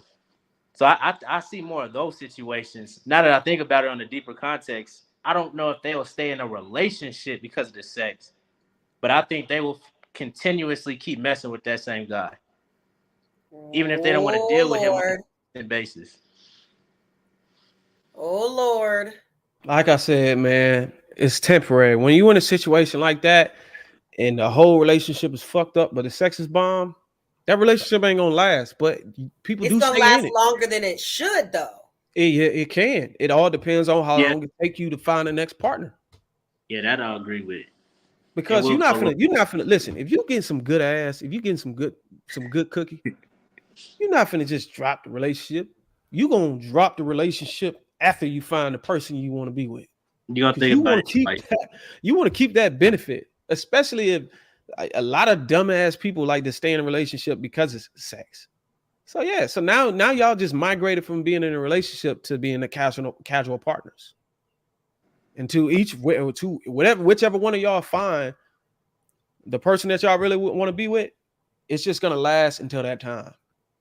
And it may bleed over because now you got to make sure this person you're dealing with is a good partner for you and also is, sexually and pleasing to you as, saying the person. But that could, like I said, that could be wrong too because everybody's sex game ain't the same. So now you got to compromise. And well, I know you got to some make people, sure that if you're vanilla, that you're with someone that is vanilla. Because I mean, why are you gonna be a freak with somebody that's not a freak? Like y'all gonna beef. That shit is y'all so gonna toxic, beef. man. Y'all gonna be beefing all the time.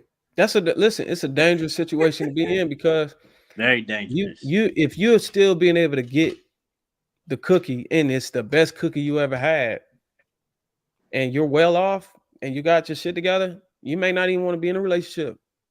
You might just want to just go see your partner every now and then, get your rocks off, and just go on about your business, go on trips. You know what I'm saying? Party. Yeah, it could depend on where you are in your life, but it's really a lifestyle situation, man. Like, and it's an age thing too, man. You might be done with all these games and shit, and you want to get your shit together and have a family, have children. It's time to put that up. And the older you get, also, you know what I'm saying? You ain't got time to be sitting out here just playing with the cookie. You gotta leave your legacy. So I think that when men get older, especially, I mean, they want to. I think it's a young man's thing to like always want to hang out with your male friends all the time. You know what I mean? As men get older, they like, listen, I'm trying to be with my woman.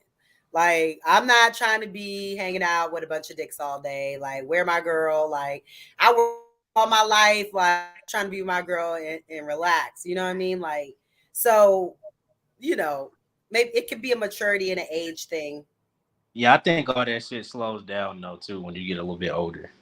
Like, of course, you may want to run back to that certain chick for different reasons, but it ain't gonna be just about sex. Like when you're young and you're in your 20s or whatever, like I'm like, okay, well, me and her just broke up. I'm gonna go hit up old girl, because I already know what's coming with that situation, and I know how easy it is.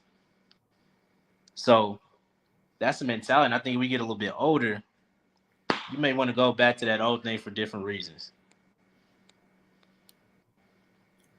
Yeah, well, as I'm maturing, I'm understanding that everything is comprehensive. There isn't one thing that's more important than any other things. And like, there's all of these things in the relationship. There's multiple things and they all need to be happening and working together to make it work. There's no like, oh, this is the most important thing. Like, oh, that other things can get like fall at the wayside. It's just, I don't think that's the right perspective. My goal is to try to do all the things that I could do to the best of my ability in the relationship and like go from there. Man, you got to understand in relationships, you can become fatigued and you become tiresome trying to be this person. You know what I'm saying? You want to just relax and be comfortable that your man ain't gonna walk out on you. You know what I'm saying? Yeah. So you two as a couple gonna have to just sit down and have an understanding. Y'all gonna have to communicate. You know what I'm saying? This is what I'm willing to tolerate and this is what I'm not. You can't sit here and say that you want the person to be perfect. It's just impossible. Ain't nobody perfect. So that's why I said tolerance is one of the most important things that a lot of people miss out on. You already know it's going to be bullshit. This is not a Disney story. They try to preach that it's a Disney story. Even religion to teach you some sort of that. Oh, keep God first. As long as you praising God, He gonna give you everything. Your relationship always gonna work because God brought you this man. Keep believing that shit. I believe in the Lord. Now, but look, you still gotta work on this shit though. From until the end, it's a grind. Yeah, you got to work on that's a basic. You have to introduce toleration and just sit down and talk to your partner, man. Look, this is a pet peeve. This is what I'm willing to deal with, and this is not. Just don't do these things. We can work these things out. If these things happen, we'll be able to talk through this thing and try to figure out why it happened and minimize that from happening again. Kayla, love you, but you're wrong. I get being in shape, but things do change sometimes in your life, and it shouldn't be a priority to stay the same size, but to more so be healthy. I never said it was a priority to stay the same size. I said it should be your goal because most people don't reach their goals anyway. So if your goal is to be, if you're a 14 and your goal is to be an 8, maybe you'll be a 12. I don't get why our goal shouldn't be to be the best that we can be or however we were previously or whatever. That doesn't mean that you have to achieve that and that has to be the priority. But we should prioritize striving, having goals to be the best that we can be or we've been before. I don't think there's anything wrong with that. And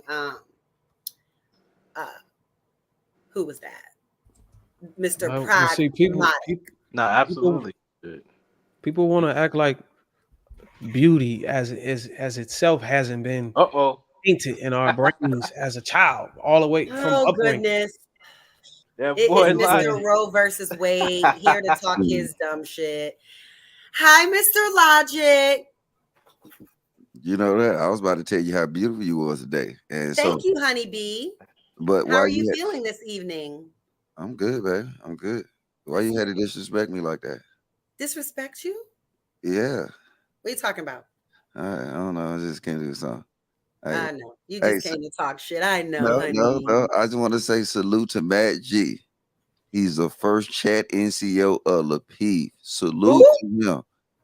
Yeah, there's some chat ninja business. You know what I'm saying? It's chat ninja business, though. The chat ninjas is here for y'all too, though, Kayla. I see that they are really they're split tonight. I don't know. Yeah, that's it. So you know what I'm saying? I mean, can you give Matt G he the first chat NCO? Can you give him with them little hard things y'all be putting up? What hard things? With y'all hands, that things y'all women be doing.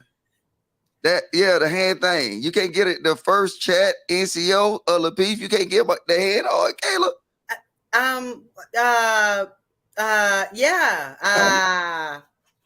What? That's so fucked up. See, I be trying to be. I'm not good at all this stuff in the background. I'm trying to do what I can back here managing because JR isn't here. Do you know the hand hard little thing? Oh, the hand like this? No, the hard. The shit. Oh man, I don't see. Look, I ain't got my camera on. The hand hard. How you doing, Kay? Like this? Yes, there you go. Oh, shout out to all my chat ninjas.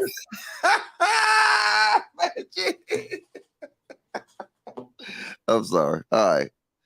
I came to get in on the conversation, y'all, to cook a little bit. I kind of miss y'all. Logic, that is so sweet. It's only been 3 days and you miss us already. Look at you. I did. Logic got a heart, man. You know what I'm Do you saying? have any feedback for any of the topics tonight, Logic, while you're here? I just wonder why we care about somebody, a ninja kissing, you know what I'm saying, a terrorist hand. Why do we care? What? Why do we care about a ninja kissing a terrorist hand?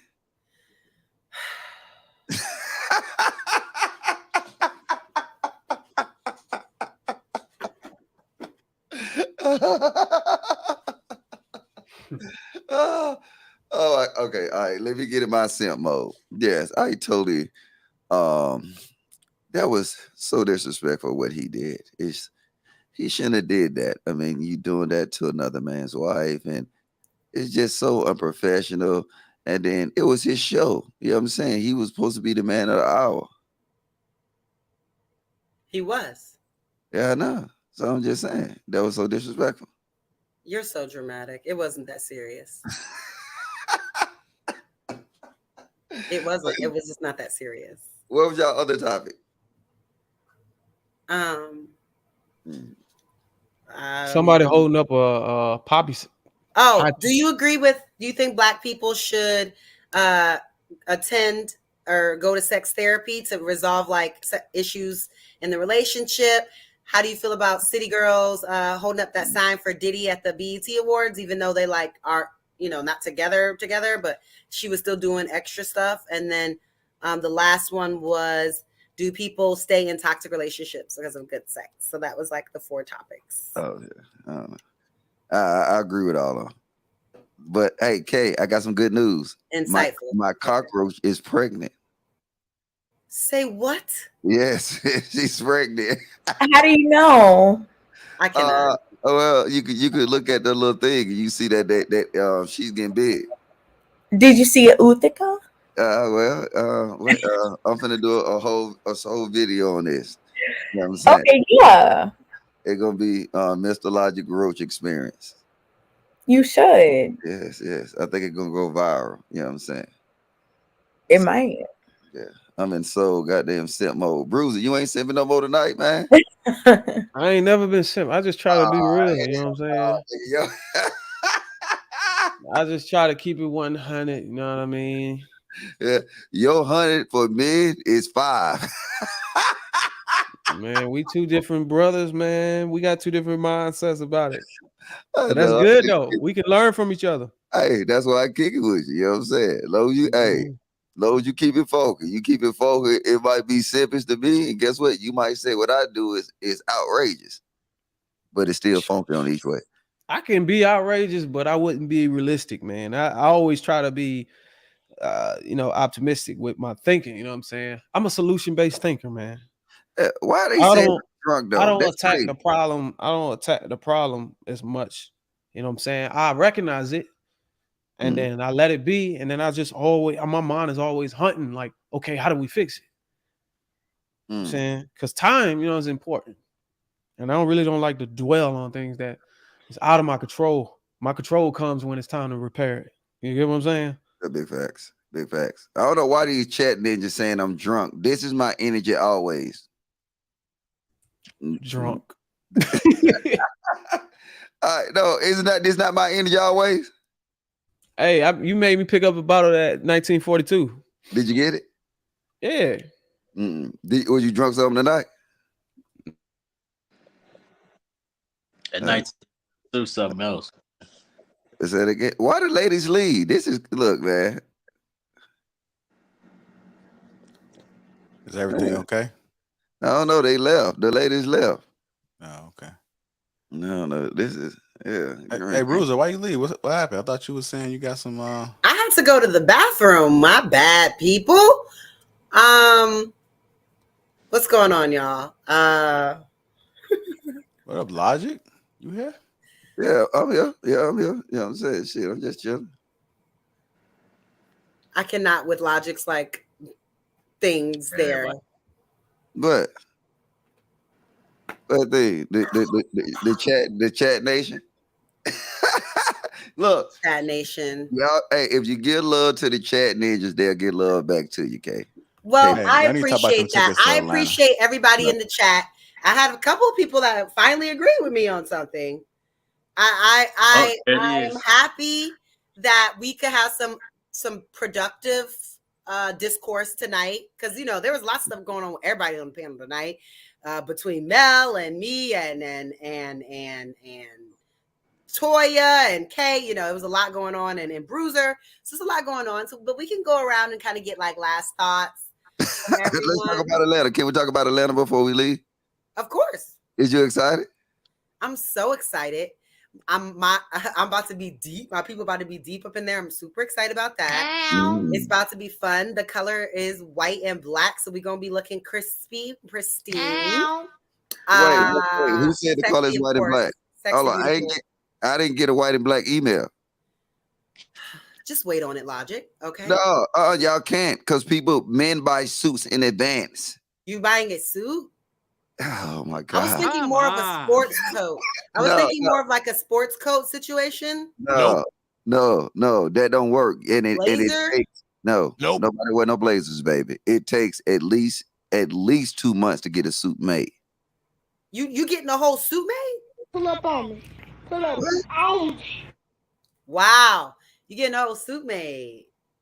My niggas is too. You know what I'm saying? I mean, we just roll like that. So how the hell you gonna go all black now, white and black? I mean, it's good. You should no, I ain't doing no. Hey, I'm gonna be the dead man out.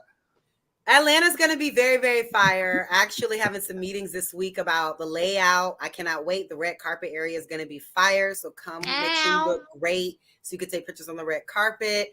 I'm just everybody dressed to impress. Black excellence. It's gonna be really fun. So I'm hoping that we can do the classy and ratchet, looking classy, a little bit of ratchet conversation. What? It's gonna be fun. It's gonna be nice and fun. Keep it funky. Keep it funky. Shout out to my Howard University people that are gonna be coming too. So I'm excited. It's gonna be fun. I hope they did. Hey, y'all put a 1 in the chat if y'all got y'all tickets, man. Yeah, if you have your tickets, shout out. I cannot wait to meet y'all in person. It's gonna be lit. Well, we got to figure out. We got to get them to put a 1 in the chat first. Put a 1 in the chat if y'all got y'all tickets. If you don't have your tickets, figure it out. I think that there are a lot of, it's Atlanta, so there's a lot of different options for people. I see. We got people already. There's Greyhound. There's sales on Southwest on Tuesdays and Wednesdays. So y'all can make it happen. All right. Hold up, Detail. I think I met you in DC, bruh. Hey, yeah, we finna turn up. Yeah. Hey, this dude's so crazy, man. He was drinking the Hennies in the car right in front of the spot. Yeah. Hey. Crazy P said, when y'all coming to Miami? I'm already in Miami. We may be doing some impromptu shows. Maybe when Logic makes his way to Miami, maybe we'll do something impromptu. Big facts. I'm coming. I'm pulling up on K. Yes. So we'll call it the Logic experience. You never know. Hey, Miss Mac. Oh, that's Miss Mac. I was about to say you look good. That's Mac, old lady. Hey, I'm sorry. Hey, can't wait to see you. Layla, love you. Thanks for watching. Yeah, let's do last thoughts. Let's start with Trayvon. Man, there's so much. Just on everything tonight. I would say I think that was a very good topic y'all brought up in terms of, peeling back that first layer. But I think that the big takeaway for me in that conversation is I think everybody needs to be good communicators, number one. But like you said, just be the best version of yourself. I think if everybody's growing every day and focusing on yourself and doing what you need to do, I think most things will take care of itself. There won't even be a need for that discussion. Well, that's exciting. That was an exciting recap for sure. Bruiser? If you know you can do better, do better. If you've been at a better level, a better status, or a better state in your life, try to get there. Try to maintain it. You know what I'm saying? Don't be selfish and just say, well, I'm just going to do this because of me. Always try to be the best for your partner. Amen. Because it ain't about you no more. Once you become joint with somebody else, you should be always trying to look your best for them. Thanks. You know, keep them satisfied and keep them happy. You know what I'm saying? Health is good. You know what I'm saying? It allows you to live longer. You know what I'm saying? You know, you can minimize all these health diseases and issues that can arise, you know, high blood pressure, diabetes, all that bullshit. Just get rid of it if you can. But I mean, if you got to go out there and work, then I understand that. But this don't pertain to you. This only pertain to people who have a man that's carrying them or have a partner that's carrying them. And you sitting at home and you just retired. You're 25, you 22, 23 years old, and you retired already. Shit. Become a fitness model. You know what I'm saying? But I mean, if your man is okay with how you are, then cool beans. You know what I'm saying? But I promise you, he won't complain if you look even better. He's not, listen, there's no way he's gonna say, oh, you look too good. No, that does not even mathematically make any sense. So it only gets harder, people, for men or women. It only gets more difficult. So it's better for you to try to maintain so that you don't have to wake up one day and say, how did I get here? You know what I mean? And try to have to do all this extra thing to get back. Just maintain, like it just yeah, with age, as you move forward in life and you grow older, and you working out, even when you working out, there's diminishing returns. You know what I'm saying? You just maintain, just make it a way of life. You ain't got to say, oh, I want to get 50 pounds. Just make it your way of life. Right. You don't have a career, you know what I'm saying? Your career out regularly, is to serve your man. You know what I'm saying? Take care of the kids, take care of the house, and serve your man. Just be beautiful. Amen. Lapeef, JR, any final thoughts? Yeah, first of all, I just want to say who that is. This is a great show. And yeah, that's a great show tonight. Is that Logic? Logic, you got some thoughts for us? Is that oh, that lower lot? Oh, hey, Logic. Yeah, I'm here. I'm looking at Kayla, how beautiful she is. I just want to talk to the chat ninjas and see. Hey, get y'all a ticket. Get y'all a ticket. Get your ticket. Get your ticket. Get y'all a ticket. So fun. I think Mr. it's Logic will be doing it's a keep it funky. cheek critique and yeah. JR, what in the hell is going on? I'm sorry, I don't know who that was. Get your tickets to Atlanta, August the 5th, August the 6th. Get your tickets. Logic. Final thoughts, Logic. Let me hear it. No, I miss y'all, and I'm glad to come on here and actually see y'all, to share some with y'all. I wish I was up here early so I could have flamed y'all up on these topics. My love run deep, but my flame run deep also. So, you know what I'm saying? It is.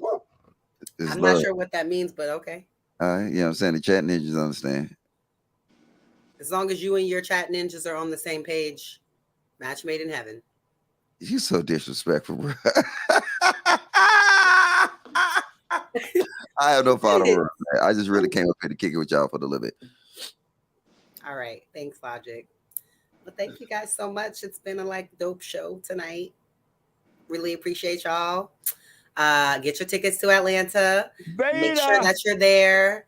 Dress to impress. Black Excellence weekend of amazingness. And it's going to be so fun. So I hope y'all get y'all tickets out. You get them. And we'll see y'all next week right here on Lapeef Network. Yes, and I want to personally apologize to Miss Mac. I did not know that was Miss Mac, that Miss Mac. Oh, goodness. Goodness gracious.